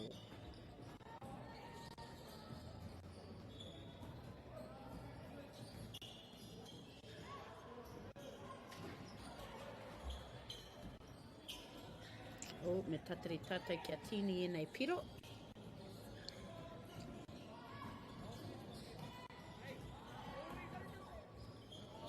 Ara, Mount Manganui. Ooh, ana raki e tama. Good try for me, number 11, Mount Manganui. Oh, ahua intensity tēnei kemu e te whānau.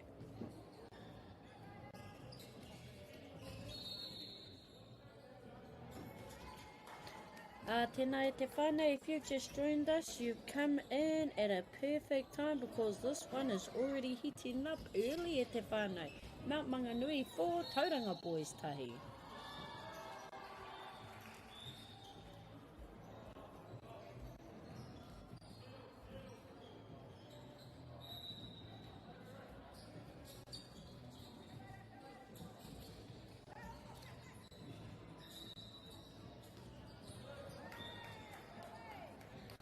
Ka pai, that was a beautiful defense e te whānau.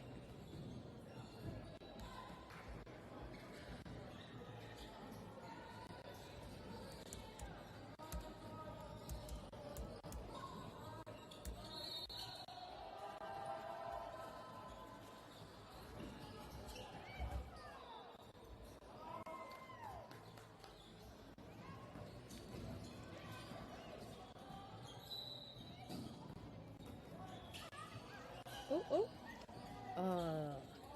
Rawe.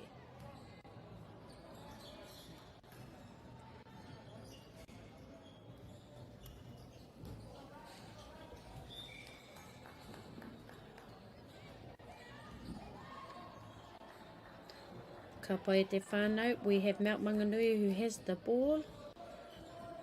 They're coming in strong and physical right from the jump. It's paying off early e te whānau. We're nearly halfway into the time as well.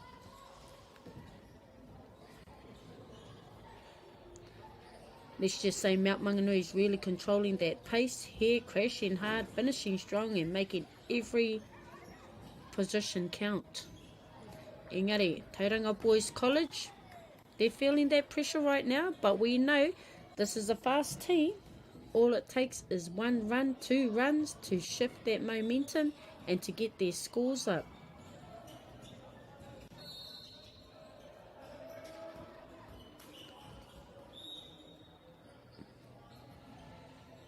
Hoki anō.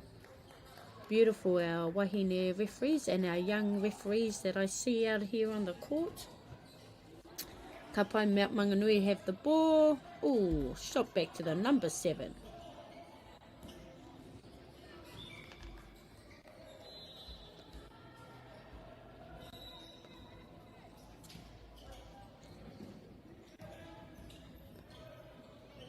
Ka pai, we have Tauranga Boys. Bit of a little hura around e te whānau.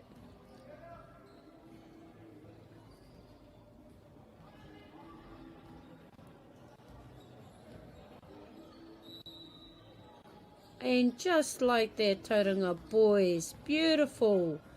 E te whānau, we're just under 4 minutes, so anything can happen. We've seen this throughout the whole day of this game. Teams really under, and it's those big shots, it's those big points that get them up there.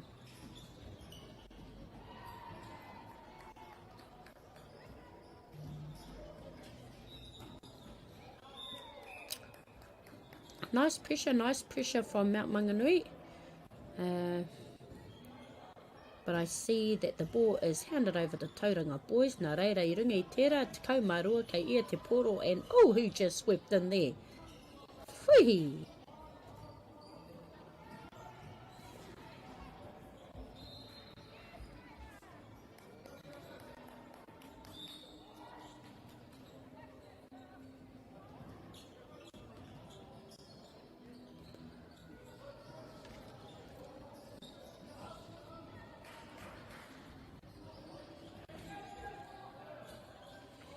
Honestly, whānau, just stay with us, because if Tauranga boys find their rhythm, this game could flip real quick. E te whānau, we only have 3 minutes, but we've seen the turnaround from all teams today.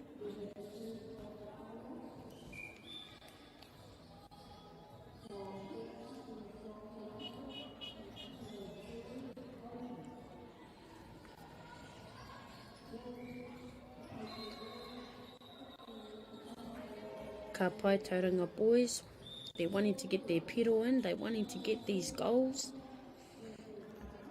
Unfortunately, they're having a little bit of a rough time at the moment.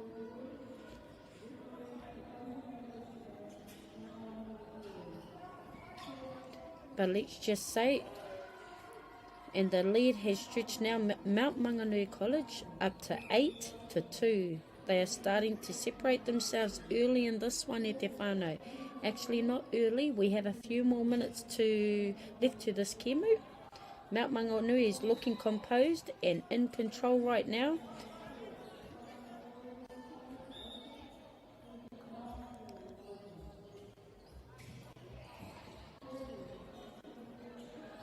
Oh, kei Mount Maunganui te pauro. Oh, ara piro. That should lift them up. Ooh. Bit of a short shoot.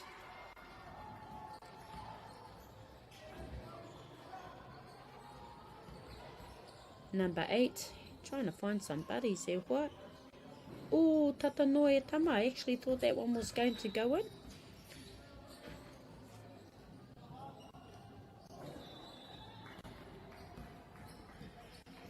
Kei e te rere te kapa o Mount Maunganui, kua mau rātou I te ia o te kemu a kei te whakanui tō rātou painga e hoa mai, engari me ara ake a Tauranga boys I nei, me kimi rātou, because there's only 1 minute left to this game e te whānau. Time and pressure.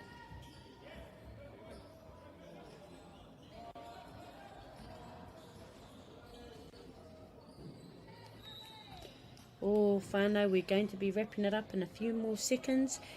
At this moment, if you've just joined in, Mount Maunganui is leading by 9, Tauranga boys high 2.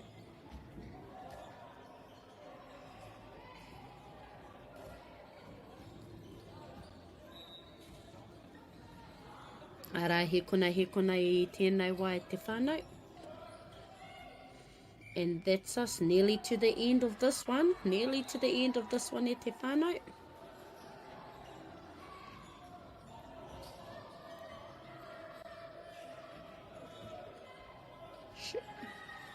Oh, tēnā rā koutou. And that's us. We have come to the end of this one. Mount Maunganui College leading 10-4. From the very start, they set that tone, physical, composed, and in control right through e te whānau. Mount Maunganui brought the intensity early and never let it drop. Strong finish e te whānau, Tauranga boys. Unfortunately, I hinga by 4. They showed heart though, but then they stayed in the game till that whistle ended. He kemu pakari tēnei e tūkaha a mea manganui mai te timata taino ki te mutunga. Tika ana tō rātou wikitoria. Kia tauranga boys, kia kaha tonu, he akoranga kei roto I tēnei. Ka hoki mai anō rātou, 100%. Stay with us though, whānau, more action still to come here on Court 3. Nā reira e te whānau, just want to give a big mihi out to everyone that's tuned in, locked in, and not going anywhere. But quickly go and get a quick cup of tea and then no mai hoki mai.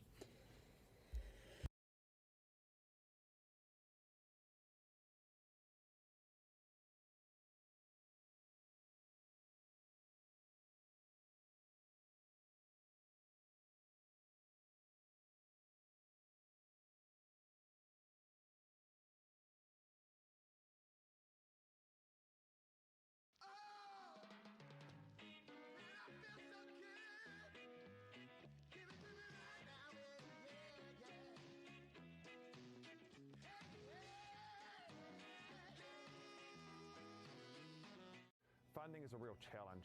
We know that a lot of schools face that ongoing, and the reality is if you go to a lower decile school in New Zealand, you are less likely to be able to afford to participate in sport. Obviously, having come through it myself with kids and being one of those kids myself who played sport, I know how much it defined who I was. And now being able to go, I can't fix it all, but we can help and try and give to those people who are going through tough times. The forest should never have been taken off this steep hill country that's eroding, and it makes absolute sense to afforest those hills. What we're doing here is using the exotics to help that process get established. We're looking at a managed transition process where those pines are progressively thinned as the native understory establishes. We're trying to do several things here. Soak up carbon, establish native forest, and we're trying to improve biodiversity. You're achieving an awful lot with one program of activity. Te hui ngā te tini, me te mana, kaupapa ahuri. Whakapiripiri mai, whakatatatata mai rā. ASB Polyfest 2026, ki Māori Plus, me whakaata Māori. What makes Bailey's altogether better?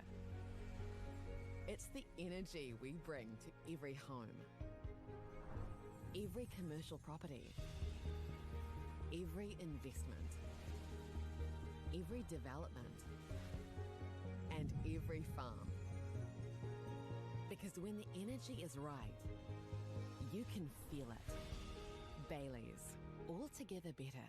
Want to catch a fuel bargain with Pumped at Caltex? Scan your Caltex app or AirPoints for 6 cents off per litre every day. And you can show your Super Gold card for an extra 2 cents off. Feels good. Get the MāORI Plus app. Download now on Google Play or the App Store with exclusive viewings and 100% ad-free. Quite like top tier. Watch us anywhere, anytime. Make MāORI Plus your mate and stream now.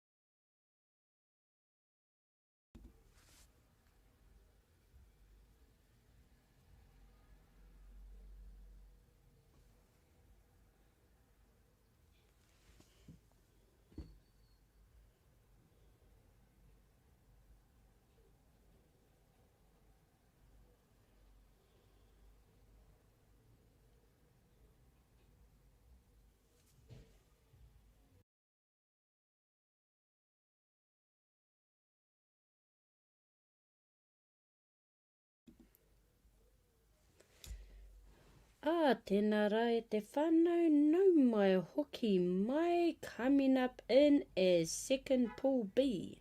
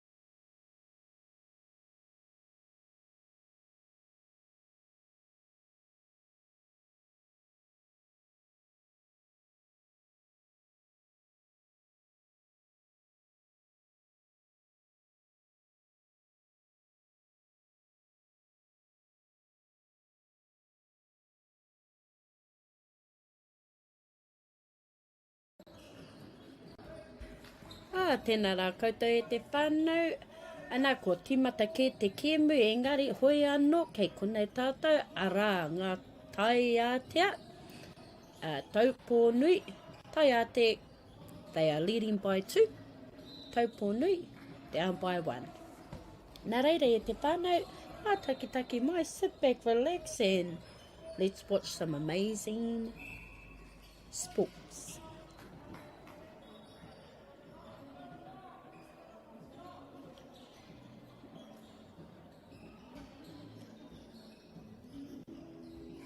We've got a real cool match up here on our hands, e te whānau. Second pool B going up against third pool A. Rawe te mātaki te kite. Second pool B coming in as second pool B. This is a team that shows real composure throughout this competition, e te whānau.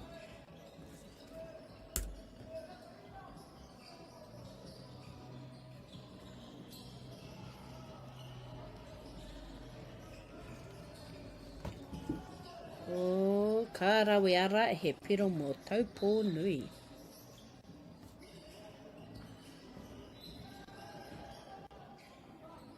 Kei runga noa koutou. Kua nei ara he tai nai nei. We're sitting at a tie at the moment e te whānau, and we've gone minutes into the game. So it's been a really awesome one.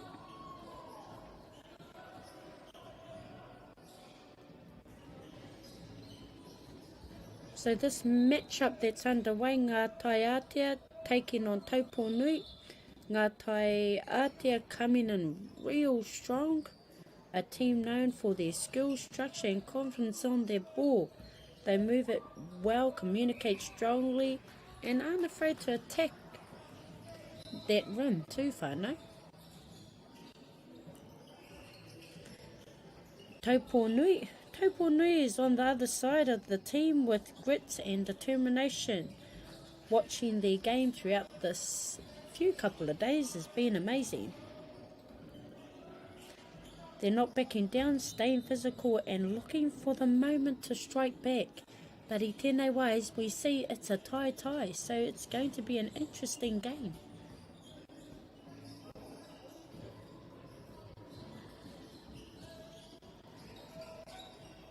In this little moment, I hope round about when it comes to that 5-minute mark, they've already filled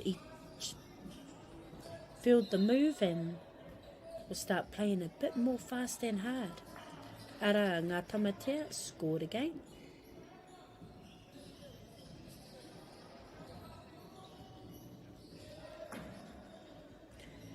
Early in the game, ngā tamatea was leading 2-1, but this one, wow.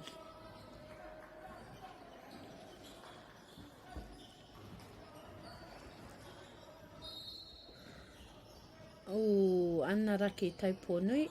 Taupō nui, try to go up.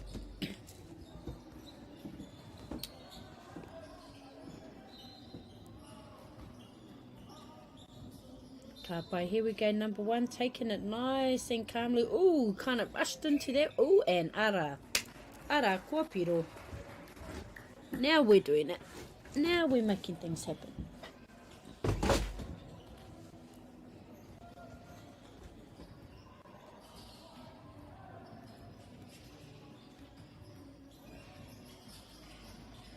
And kua whiwhi piro anō e te whānau. Ka pai taupō nui.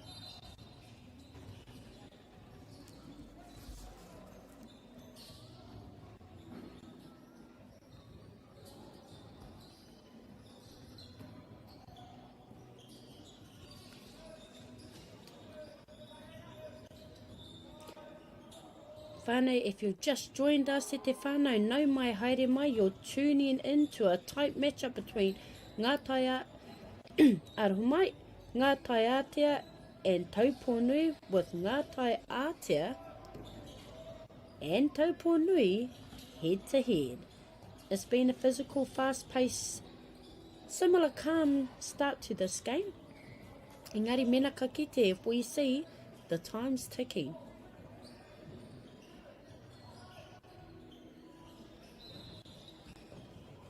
Stayed locked in e te whānau, because that last 2 minutes, last 1 minute, that's when you see the pressure on both teams starting to push themselves.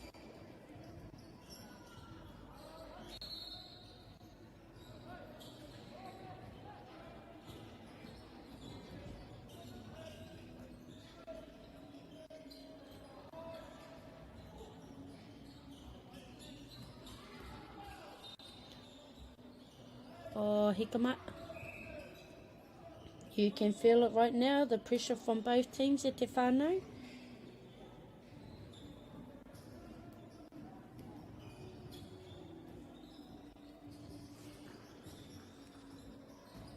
Both sides of the team are trying to stay composed, especially under pressure on both sides of the teams.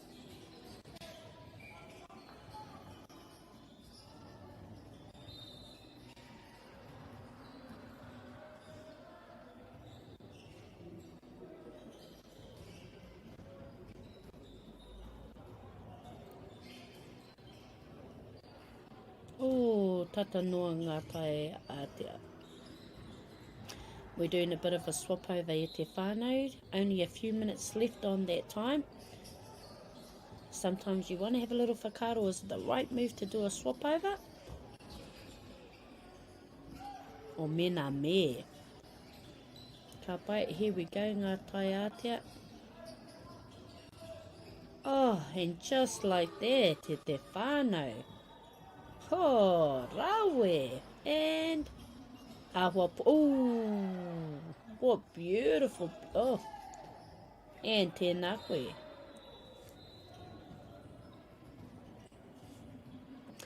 So we're even at the moment e te whānau. This is getting intense now, coming down to our last few minutes.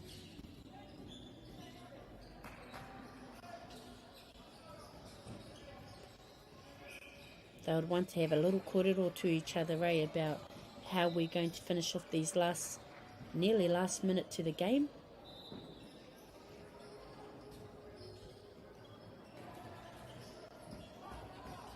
We don't want any muck-ups. Oh, ara. I kite ia te poro. And he just went in for that ball. Oh, beautiful. That was amazing. Love it, looked like he was going in for that shoot and then passed it back to his buddy. Ui, some skills there, tama.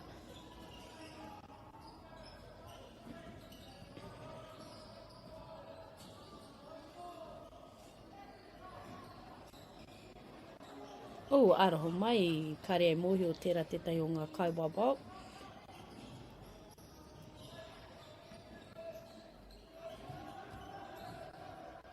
Oh! Rawe.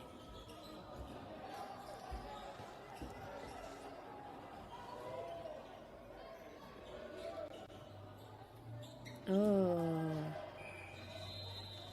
Ara e te whānau, kua tai te kemu, whakamutunga, he ka mai te whānau ngā tai ātea, whetu, taupō nui, whetu, me aha ki kona I naina e te whānau. Are we allowed to finish on a tie or are we going to carry on? Ka pai, by the looks of it, we're going to carry on.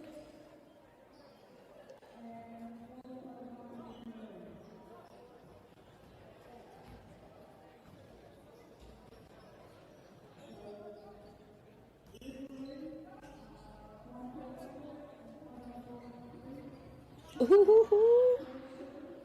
Kia kahara. Oh, kare anō. This is going to be intense e te whānau. This game is going to be very intense.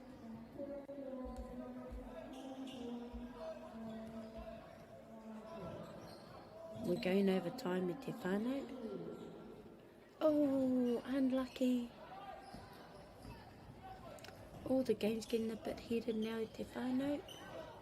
Oh, no, I ka te ki mai e kau. Oh, no, he's saying no. He's saying no e te whānau. Does that count?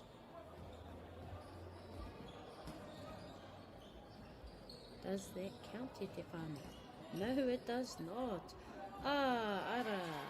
Ngā tai ātea, o whiwhi piro.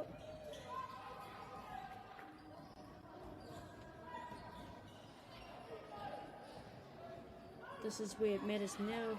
Every position, every pass, every shot, it all counts right now. Ngā tai ātea, taupō nui. No separation, no breathing room pretty much. We are sitting for ngā tai ātea 8, taupō nui 7. Just pure pressure e te whānau. But by the looks, ooh, ara whānau, we are tied. We are at a tie once again.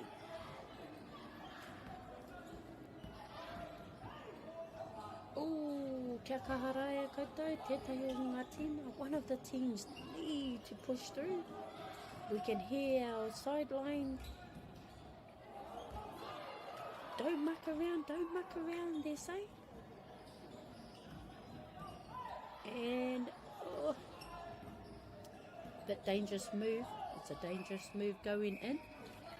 Whānau, dangerous move going in like that when you have your ones out. E tai o koutou ke e ta kare koe mōru.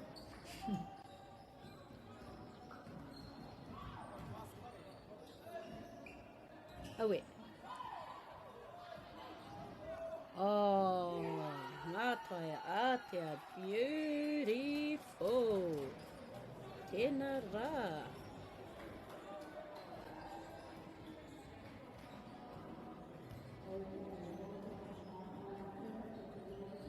Tēnā rā koutou ngā tai ātea, ko koutou ngā toa. Taupō nui, I hinga, engari, I hunga I runga I te kaha rawa. That's the game, ngā tai ātea. Take it out e te whānau 10, 8 over taupō nui. What a battle that was, back and forth, high pressure, right to the end. But ngā tai ātea held their composure when it mattered the most e te whānau. Anywho, stay tuned. We still have a couple or more kemu to play. So e te whānau, haere tere ki te tikina cup of tea. Quickly go and get you a cup of tea and hoki tōtika mai. Come straight back. Anei e tahi tīma e whakamahana I a rātou anō. Tuku mihi ki ngā kaiwawao hoki. Nā runga koutou I te kēmura. Very intense game that ngā tai ātea and taupō nui had.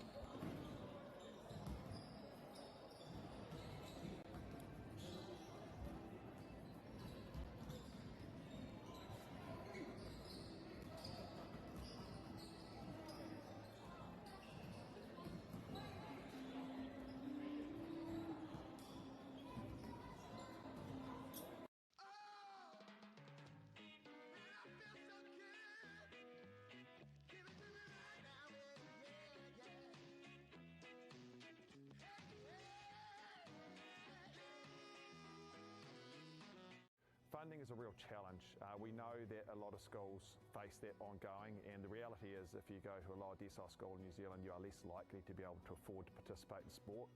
Obviously, having come through it myself with kids and being one of those kids myself who played sport, I know how much it defined who I was. And now being able to go, I can't fix it all, but we can help and try and give to those people who are going through tough times.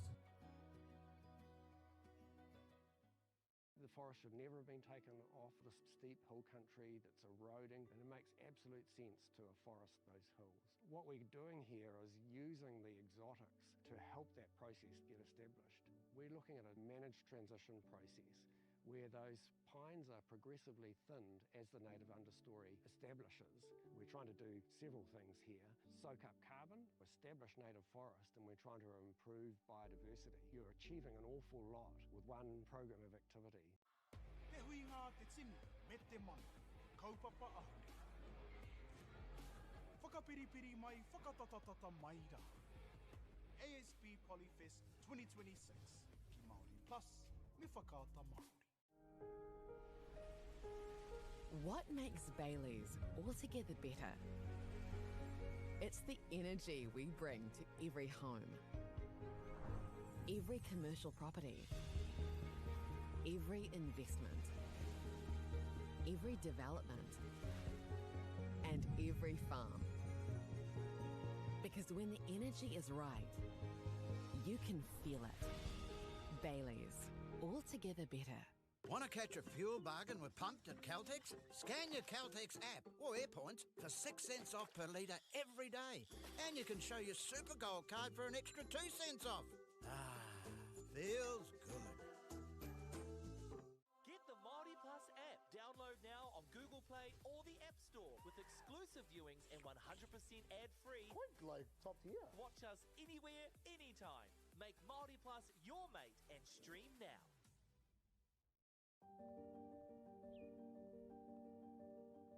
Kua tai tēnei ki te kotahi rau tau I ngā e nei. I raro I ngā waiwai o ngā tikanga Pākehā. E tahi o tātou te marike kei kona e noho tūpuhia I roto I tēnei aho te Māorita.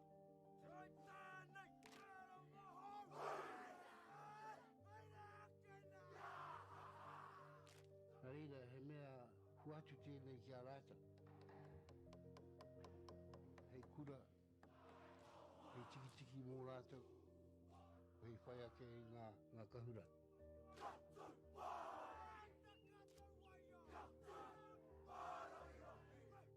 Hei whai atu I o rātou hia, ke mōhia I rātou ko wai rātou.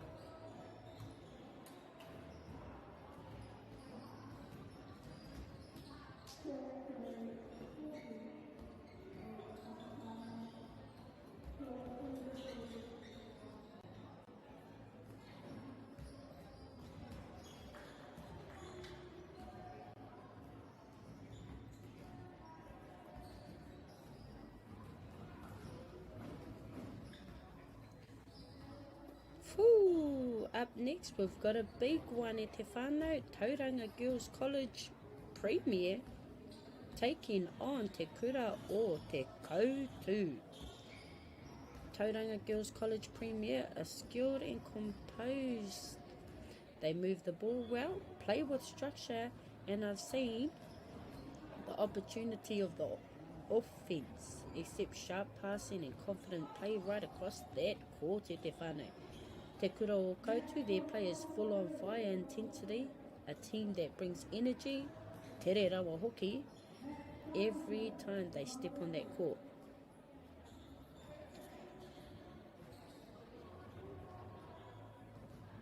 So e te whānau, let's get ready, watch every pass, every drive, every moment, because this one is set to be a fast, exciting and full of action. Nā reira e te whānau, kei te whakarite ngā tīma, the teams are getting ready to hop on that court. Kei te tatari mo te buzzer nei, kei te tatari mo te wihara, te whiwhiu o te whistle. So to both our teams, Tauranga girls, te kura o te koutu, he ka mā whānau me tūpato hoki ne. Te koutu tō nama iwa, hui.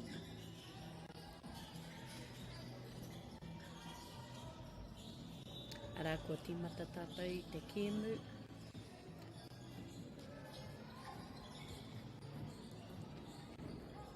Ooh, tere rawa, beautiful. Ara nama ono, kei te whakarite ia i aia.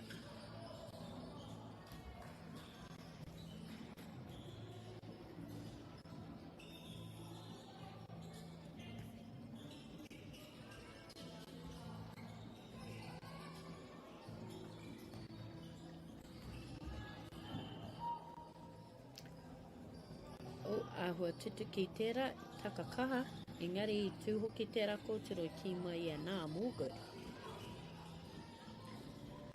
And as you already see, whānau, we're already underway, Tauranga Girls College Premier versus te kura o te koutu, and straight away you can see the intensity lifting. Ne, they've started off with a bang. Still early. Oh, ara, I was going to speak too soon. Ara, tahi te ki te kura o te koutu. Well done. Let's just say though, Tauranga girls looking composed, setting up their plays as well. Their defence is pretty on. Ki au nei ne. If you don't let them get a pointer, ka e te pai tērā. Ko te mea nuia, you can feel in that build up, you can feel on this court. Oh, once the first bucket drops, this game could open right up. Ara e te kōtero nei. Oh, pointer. Harawe.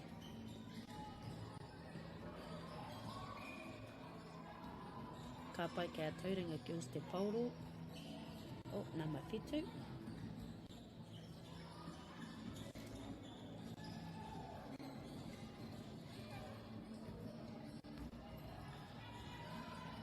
Ara e te whānau.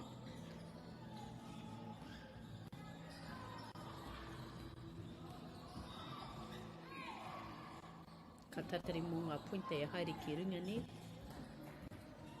Ara rua.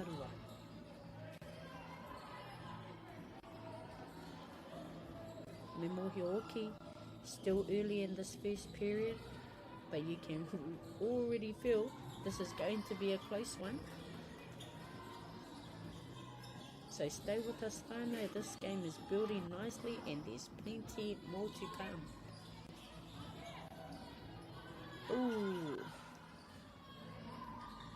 Te koutu took their ball right back.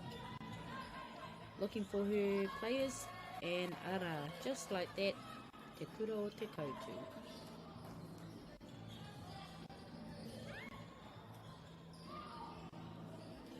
Oh, rawe ki au i nei piro. Oh, ara!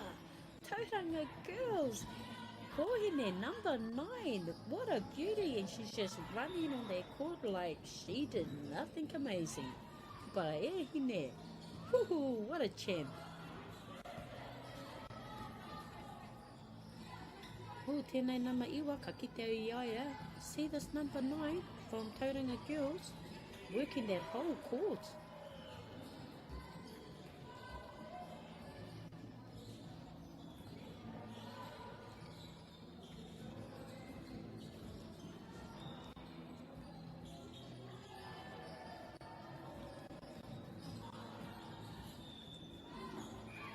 Oh, kei te tino whawhai nei mo ngā, mo te poro nei. They're putting in a bit more roughness into it. And we are all locked up for e te whānau. What a response from Tauranga Girls College. They fought their way back, right back into this one. This is turning actually into a real amazing proper battle now. Back and forth, no team giving an inch. Tauranga Girls showing composure, te kuro te koutu, still bringing that pressure and pace.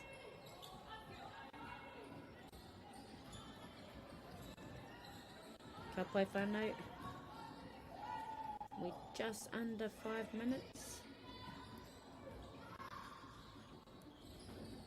Huri, you can feel the intensity rising on this court te whānau. These girls are playing amazing. Ara. Tēnā. I love how our teams go in and, you know, give them a pat to say, oh, aroha mai, mena I tuki. So at the moment, te kuro o koutu get the opportunity to score. Ooh, not quite fast on that rebound, engari. Nā Tauranga Girls te koro.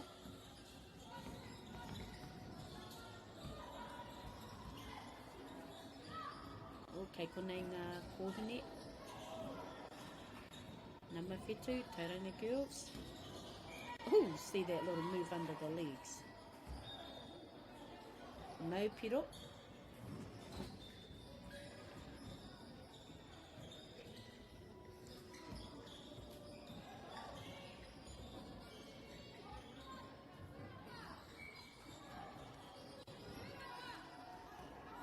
O, kei te rongo ai te whānau e karanga ana.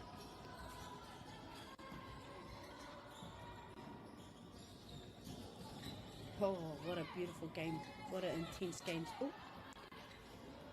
Beautiful hold. Beautiful block. Arai tika tera. Oh, te atahua hoki.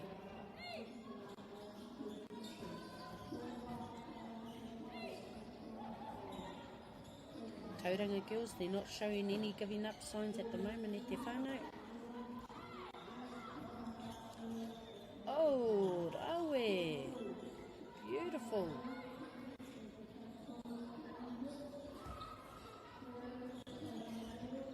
Arai, our kōtiro saying, why not, let's just go for those piro.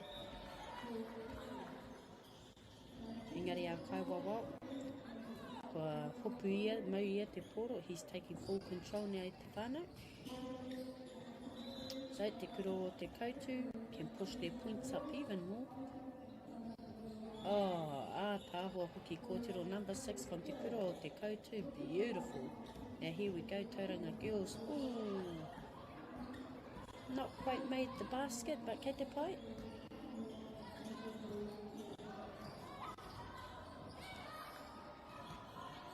Oh, era piro, they are my tino. Tēnā koe kōtiro. Threw in a little bit of a size, let's get some pointers up. Ki au nei ko tawa kōtiro, rua tikau mai te kura o te kura. Amazing mahi e hine. Tauranga Girl has the opportunity, ara, kua whiwhi piro. So now we're sitting on Tauranga Girls 6, te kura o koutu 10.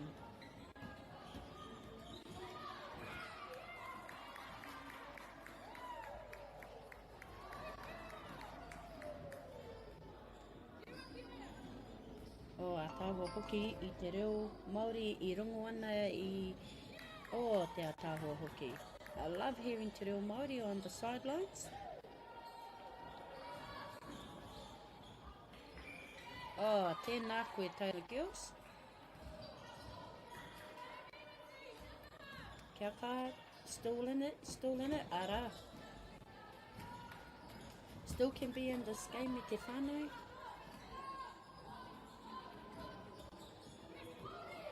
Oh, te āhua pupuri a Tauranga Girls I te kura o koutu ki te tahara. Āhua block. Engari kari te pupuri, engari te āhua block kia kori ia hopu te poro.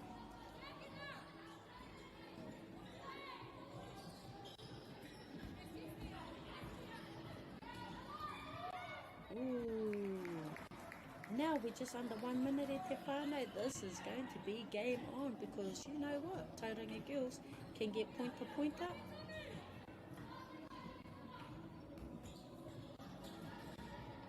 Kia kahara ngā kura e rua.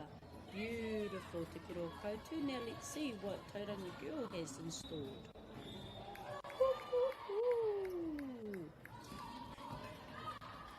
Tauranga girls, what an intense, amazing game to watch. Kōrhi me mā, beautiful. Now we're going to do ata haere, and I bet you anything Tauranga girls are going kia kaha.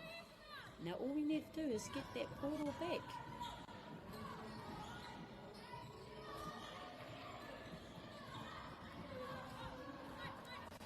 Oh, kei te ata haere rātou, the strategy using.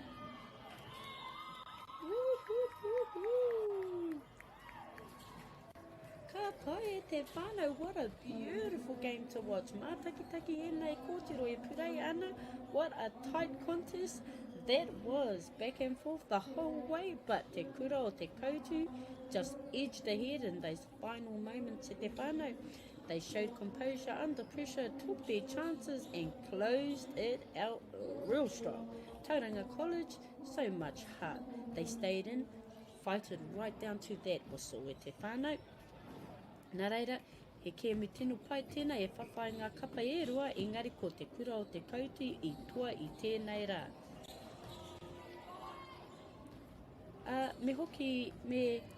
Me he hoki au ki e nei, ne? I need to give a big shout out to whakata Māori, me ngā kai tautoko, Navita, Apollo, me Celtics, mō koutou tautoko. Honestly, if it's not for you, we wouldn't be here right now e te whānau. So, stay with us because this is not the end of the game e te whānau. We have another team coming up and it looks like they're warming up e te whānau. Nā reira, like I share with you, every end of the kēmu, going quickly get you inu, hoki mai, haere ki te whare paku, hoki mai, so we stay tuned e te whānau.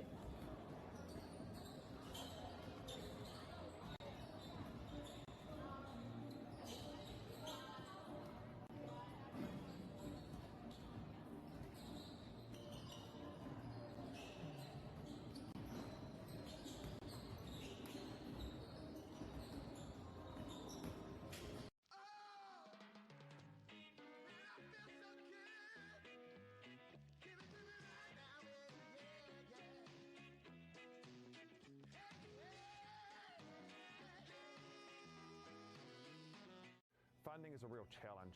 We know that a lot of schools face that ongoing, and the reality is if you go to a lower decile school in New Zealand, you are less likely to be able to afford to participate in sport. Obviously, having come through it myself with kids and being one of those kids myself who played sport, I know how much it defined who I was. And now being able to go, I can't fix it all, but we can help and try and give to those people who are going through tough times. The forest should never have been taken off this steep hill country that's eroding, and it makes absolute sense to afforest those hills. What we're doing here is using the exotics to help that process get established. We're looking at a managed transition process where those pines are progressively thinned as the native understory establishes. We're trying to do several things here. Soak up carbon, establish native forest, and we're trying to improve biodiversity. You're achieving an awful lot with one program of activity. Te hui ngā te tini, me te mana, kaupapa ahuri. Whakapiripiri mai, whakatatatata mai rā. ASB Polyfest 2026, ki Māori Plus, me whakaata Māori. What makes Bailey's altogether better? It's the energy we bring to every home, every commercial property, every investment, every development, and every farm. Because when the energy is right, you can feel it. Bailey's, altogether better. Want to catch a fuel bargain with Pumped at Caltex? Scan your Caltex app or AirPoints for 6 cents off per litre every day. And you can show your Super Gold card for an extra 2 cents off. Ah, feels good. Get the MāORI Plus app. Download now on Google Play or the App Store with exclusive exclusive viewings and 100% ad-free. Quite like top tier. Watch us anywhere, anytime. Make Māori Plus your mate and stream now.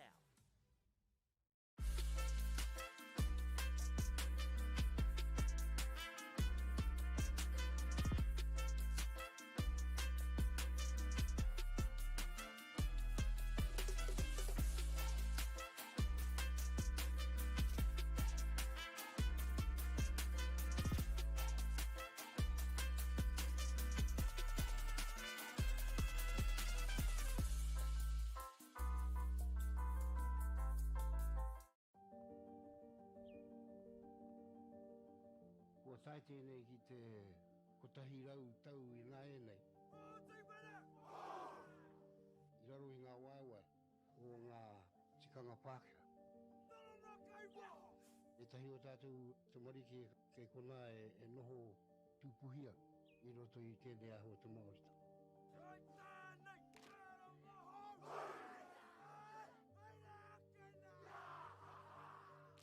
Nā reira, he mea huatu tēnei ki a rāta.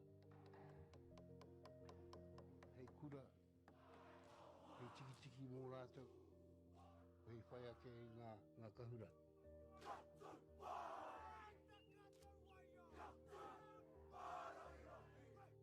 Hei whai atu I o rātou hia, ke mōhia I rātou ko wai rātou.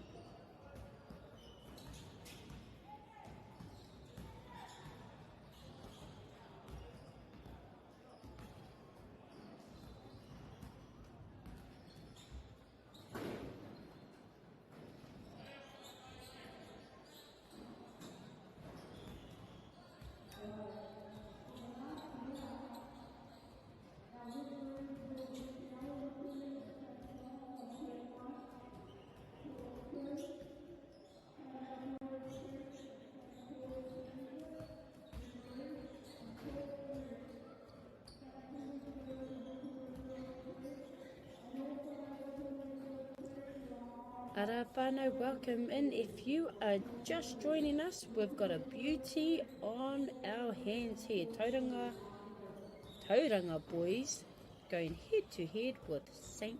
Paul's College. Tangata boys coming in with that sharp structure, style and play. They love to push the tempo, move that ball quick and punishing in those transitions. Nā reira whānau, as you see, they're warming up and they're sussing each other out by the looks. Well, I would do that. And then on the other side we have St. Paul's College, strong, physical and composed. These boys don't panic, they back themselves, play tough defence, and when they find their rhythm, they can really light up the offensively. Both teams have been building nicely in this competition at Te Whānau, showing a glimpse of real class too. Tauranga boys have been consistent with their pace and teamwork, while St. Paul's have been growing into their game, getting stronger, and each quarter rolls on. So here we go, whānau, they're having a little bit of a hui, a little of a team bonding, kōrero, having a kōrero to each other, that they have this. We have our referees that are ready to roll. We have our pointer whānau that are sitting on the bench, ready to take those scores. Kia mātou tō tātou kai kāmera hoki, e ko au, no hoki wainganui ana I a koutou.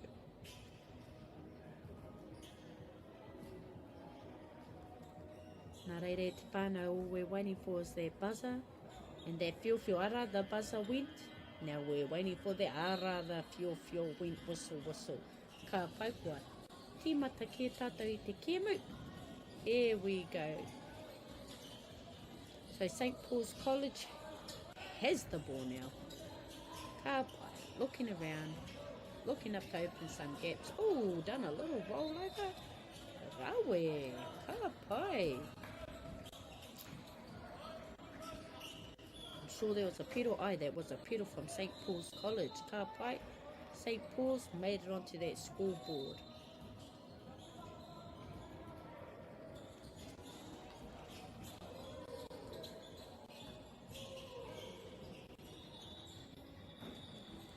Oh, ka rawe. So Tauranga Boys at the moment has possession of the ball. Ooh. Their pass was very fast too though, Te whānau.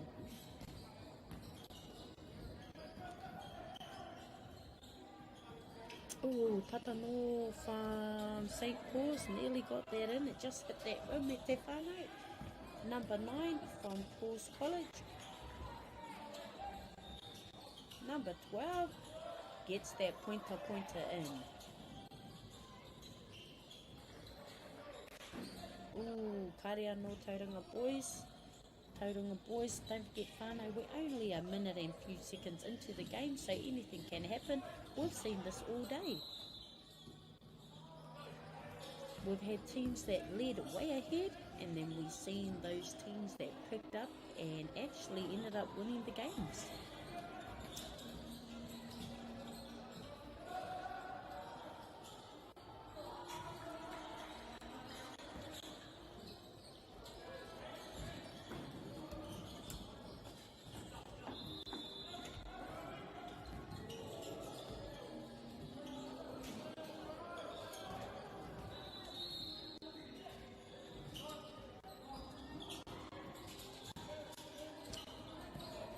Karawi whānau can already see the intent from St. Paul's at Te whānau. Composed, patient and making those early positions count. Game feels right now, it's a bit of a feeling out of phase. Both teams testing each other, seeing where the gaps are. St. Paul's with their early confidence, Tauranga Boys building into it. Engari, Tauranga noa, ooh, ara St. Paul's.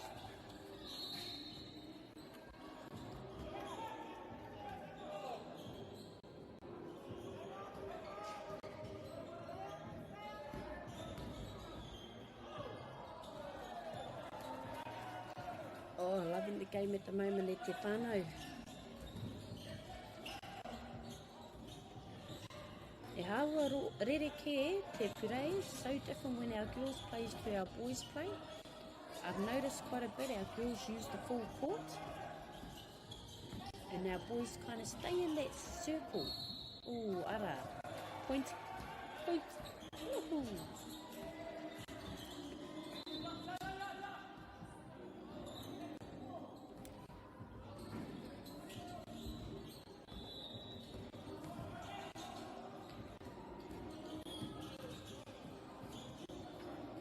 Ka pai whānau 3 minutes into the game, Tauranga Boys 3 and St. Paul's College at 5. Now this is kind of start we're hoping for, tight competition and both teams trading blows early at Te whānau. St. Paul still holding that slight edge, and you can actually see why. They're staying composed, taking smart options and making that position count. Nothing really rushed, just clean basketball. But Tauranga Boys, they're lifted, you can see the energy shift. They've found their rhythm now, starting to connect on offense and applying that pressure on defense as well. Oh, tēnā koutou. Karea moro mena I whiwhi pero, but I'm sure St. Paul's, aira, St. Paul's got that goal.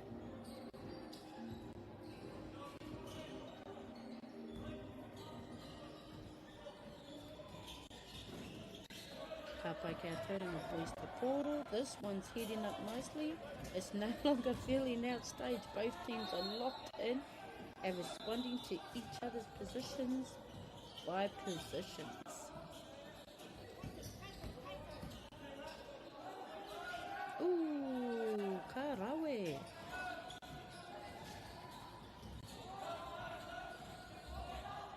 Oh, and there we go. You see Tauranga Boys, they're putting in those defending hard, playing hard.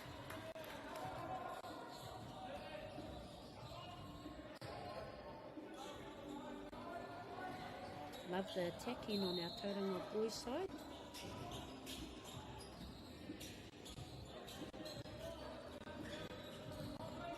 Ara, number 12 from Tauranga boys, handed over to his buddy.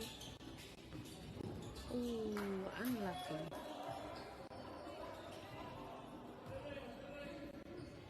Ara, ke te huri ngā teammate nana, ke te huri ngā tangata. They may be feeling a little bit under pressure.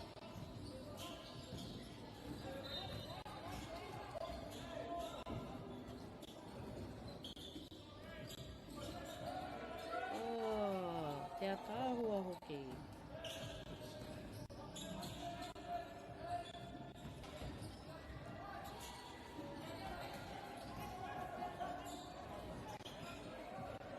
Kapai whana, we're only 4 minutes under left on these times.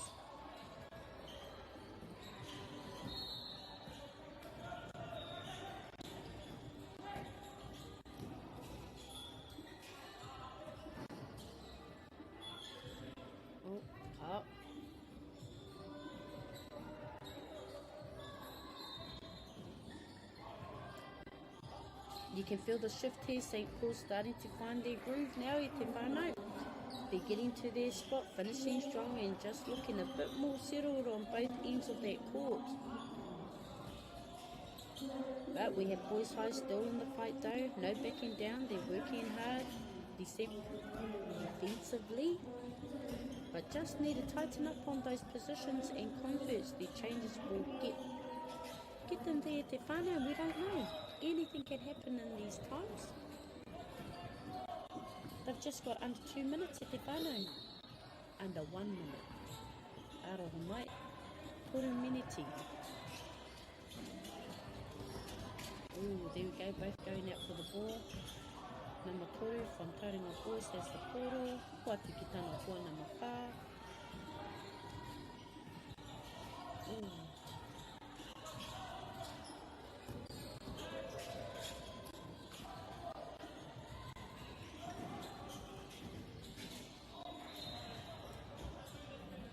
Oh, rawe na maka. Tauranga Boys, piro. Let's make this happen. Let's push these last few minutes. Oh, and St. Paul's College is not budging.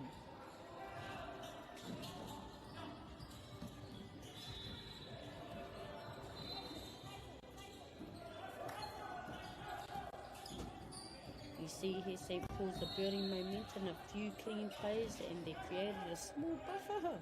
Tauranga boy need to respond, and you can sense it's coming.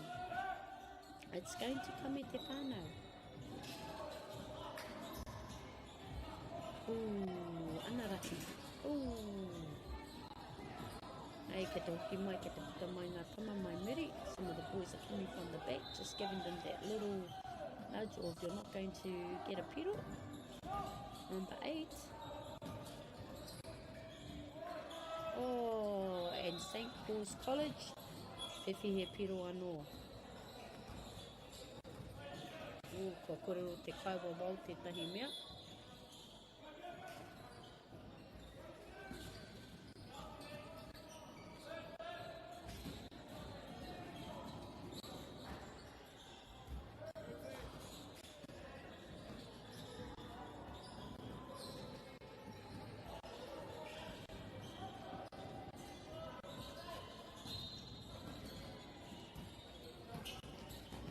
We're already at 9 minutes to the game e te whānau.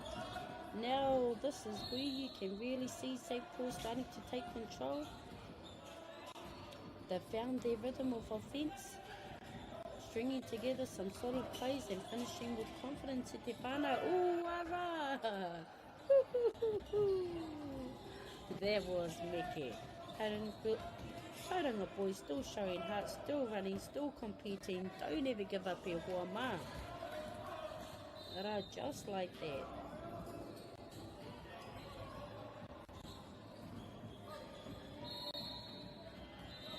Oh, ara e hoa mara te whānau.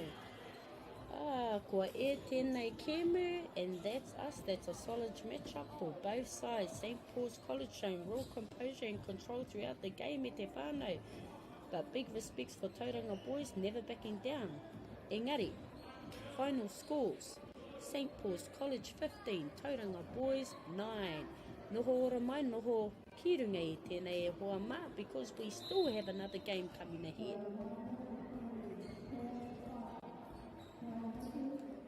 Hia hoki au.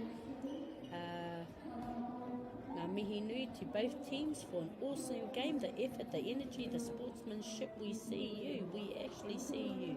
Hoki anō, big thank you to Whakaata Māori for bringing this live stream to our whānau across the motu and our amazing sponsors. Honestly, without you, Apollo, Celtics and Ngā Vita for backing this kaupapa e mohu ana koutou, it wouldn't be here without you. Hoki anō to our referees for keeping the game solid. And to our whānau at home, ngā mihi for tuning in and supporting our rangatahi in their sports. Hoi anō, tēnei te wā me haere anō ki te tikina tētahi o paku wā poto, ki te whakatā, hoki anō, tune back in, whānau.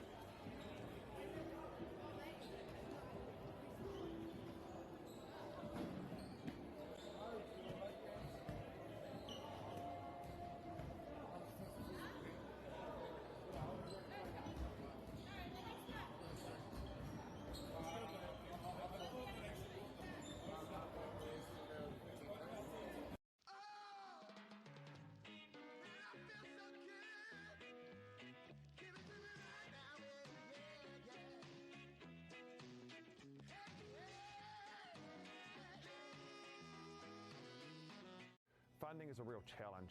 We know that a lot of schools face that ongoing, and the reality is if you go to a lower decile school in New Zealand, you are less likely to be able to afford to participate in sport. Obviously, having come through it myself with kids and being one of those kids myself who played sport, I know how much it defined who I was. And now being able to go, I can't fix it all, but we can help and try and give to those people who are going through tough times.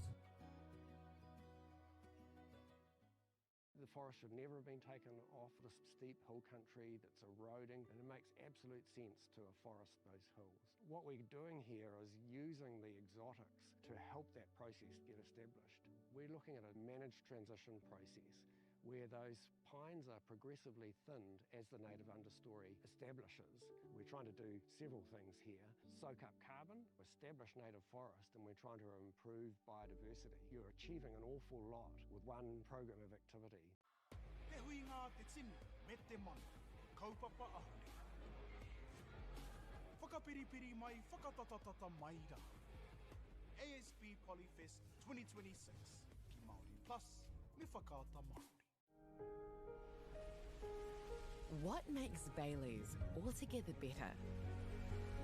It's the energy we bring to every home, every commercial property, every investment, every development, and every farm.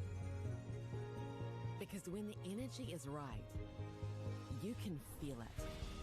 Bailey's, altogether better. Want to catch a fuel bargain with Pumped at Caltex? Scan your Caltex app or AirPoints for 6 cents off per litre every day. And you can show your Super Gold card for an extra 2 cents off. Ah, feels good. Get the MāORI Plus app. Download now on Google Play or the App Store with exclusive viewings and 100% ad-free. Quite like top tier. Watch us anywhere, anytime. Make MāORI Plus your mate and stream now.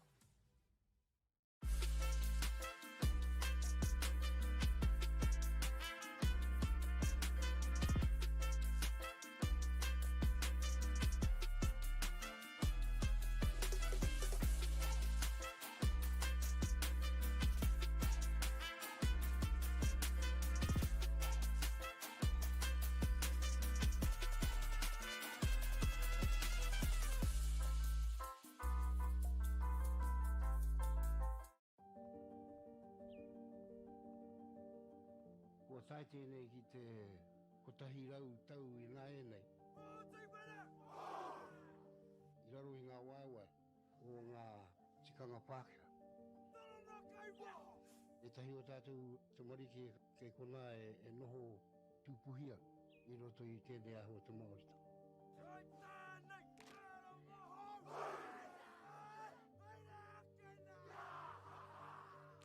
Nā reira, he mea huatu tēnei ki a rāta.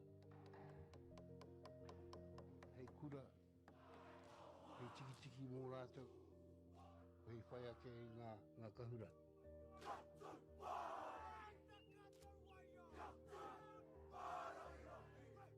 Hei whai atu I o rātou hia, ke mōhia I rātou ko wai rātou.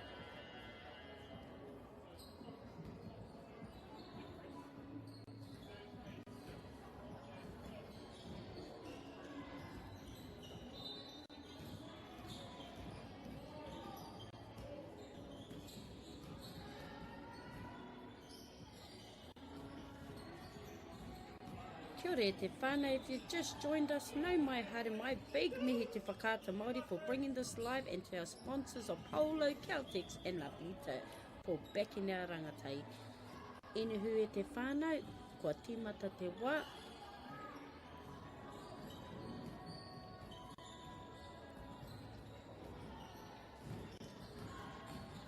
Next up on here, who's on call playing, is Te Kura o Te Koutu Opens versus Te Kura Kaupapa Māori o Hurunga Te Rangi.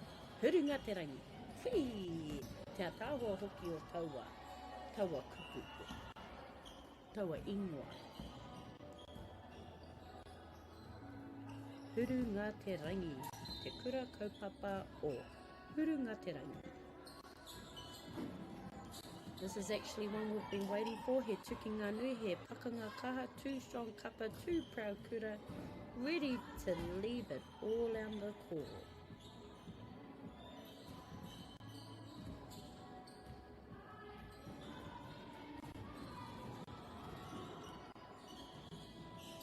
Ka pai ke te rapu hia I ana hoa.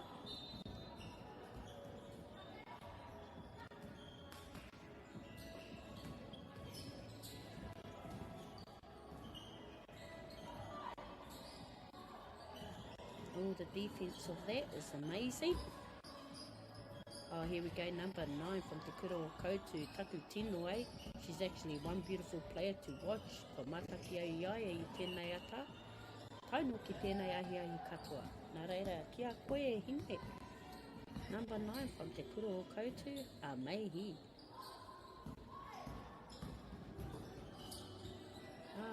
Rawe.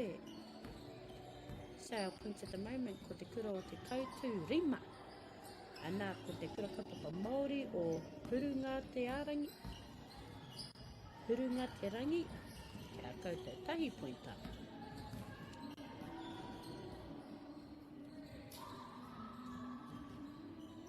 Pai te poro e hine.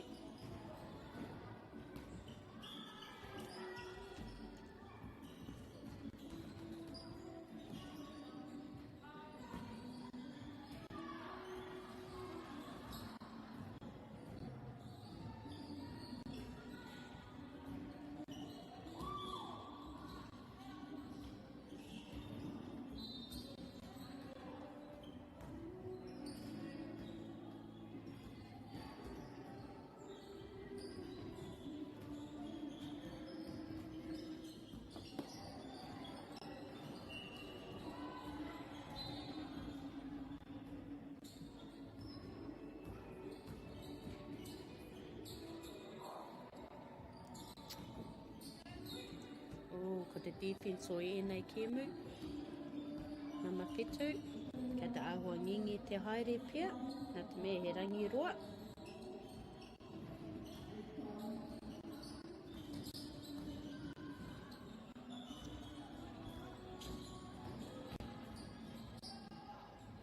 Ka pai te kura o te Koutu.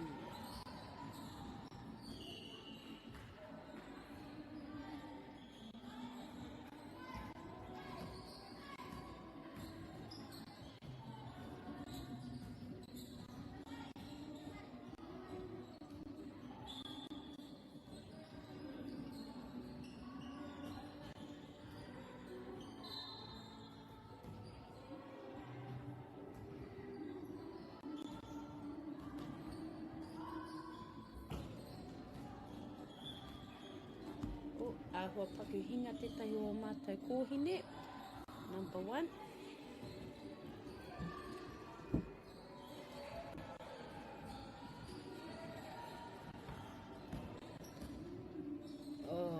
Te ataua hoki o ngā kite o ana whatu. O kari whai piro engari kei te pai. Oh, beautiful. There we go. Let's just throw that point in. Te kura o Koutu.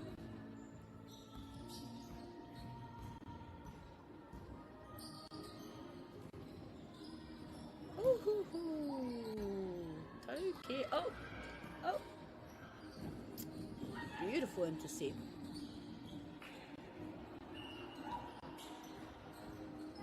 We're halfway there to whānau. Under 4 minutes remaining. It could be anyone's game. Oh, just like that. Te kura o Koutu. Lifting those points up.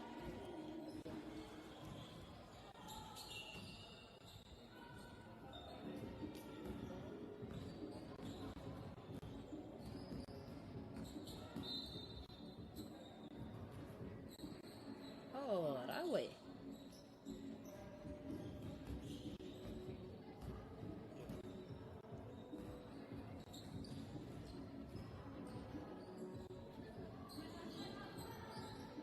Pupuri te poro I hine.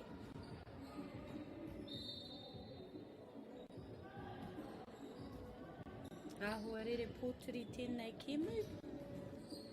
Āhua ngingi te āhua. Ka ngingi hoki au mena kei runga au tērā kōti e te whānau. Ka mō tēnei rā katoa. Mōrena taino ki te ahiahi.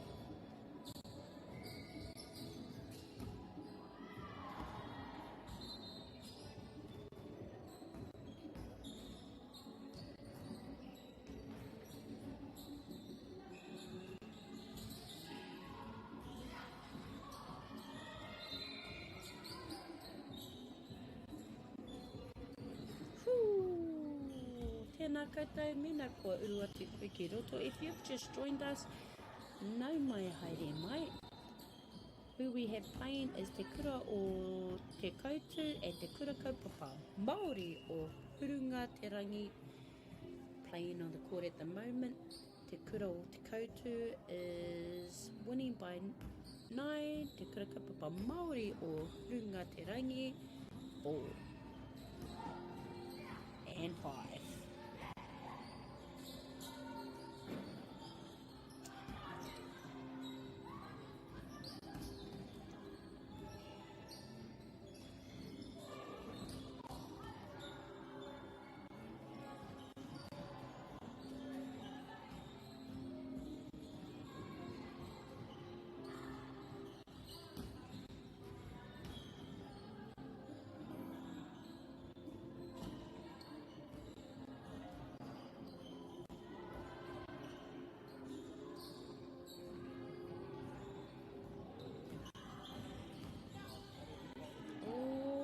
Te poro, ka taka i runga te poro, ai ki te kai wawa, travelling.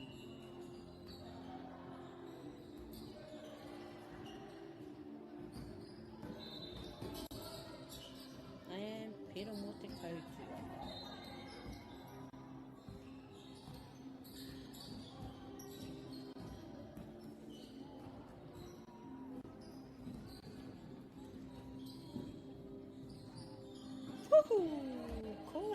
Ko hine ara, ko hiki nā ngā piro I nei, hui. Kare au moho mena I whiwhia te kura o koutu. Ai, I whiwhi te piro. Bit of a sneaky one in.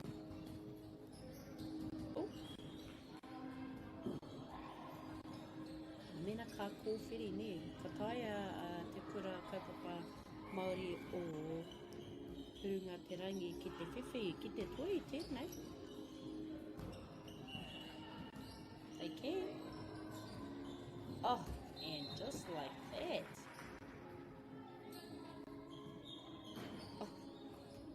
Pai te kite, they're trying to get points for points, and ara.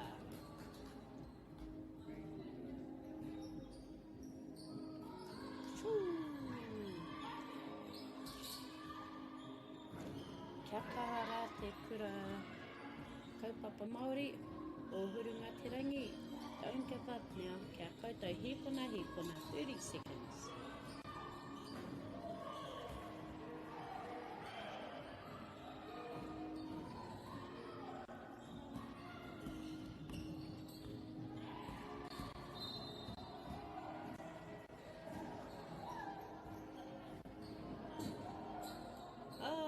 Te mai ngā piro, ara, kua buzz mai te buzzer, kua wihara te whiu.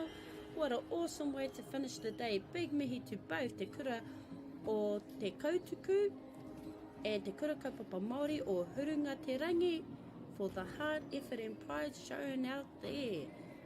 Ngā mihi to all our teams, ref, coaches, whānau for backing our rangatahi.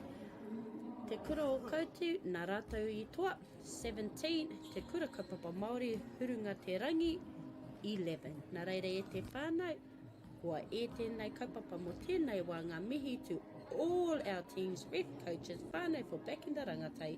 Special thanks to Whakaata Māori and our sponsors Apollo Celtics, Navite. Ara, ko au tēnei mahine rangi ka whai, signing off for now. Ka kite kouta anō, hei a pōpō.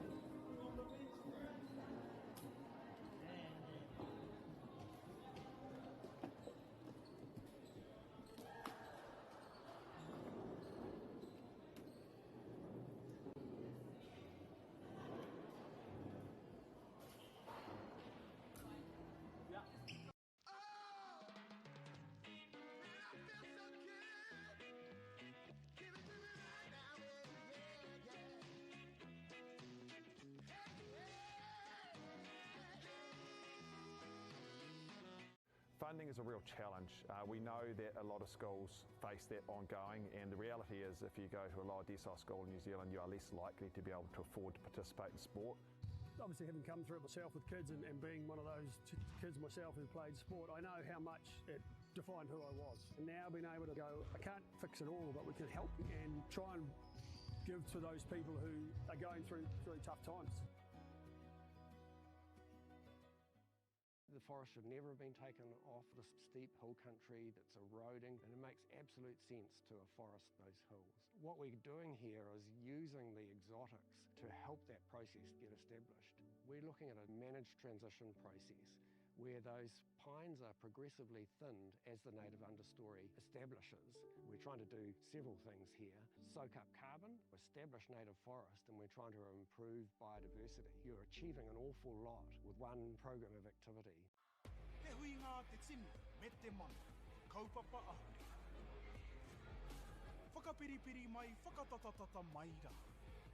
ASB Polyfest 2026, ki Māori Plus, me whakaata Māori. What makes Bailey's altogether better? It's the energy we bring to every home, every commercial property, every investment, every development, and every farm.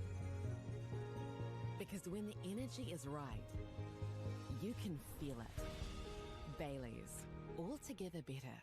Want to catch a fuel bargain with Pumped at Caltex? Scan your Caltex app or AirPoints for 6 cents off per litre every day. And you can show your Super Gold card for an extra 2 cents off. Ah, feels good.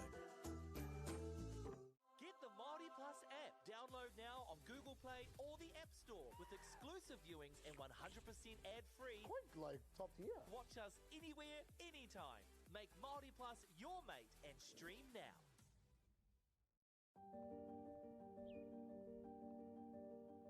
Ko tai tēnei ki te kotahi rau tau I ngā enei. I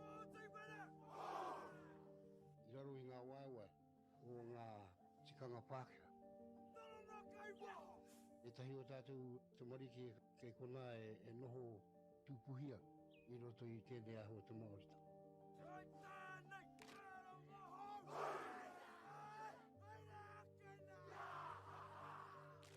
Reira, he mea huatu tēnei ki a rāta.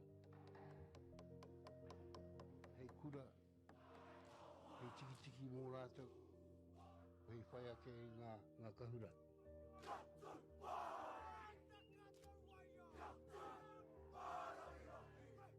Hei whai atu I o rātou hia, ke mōhia I rātou ko wai rātou.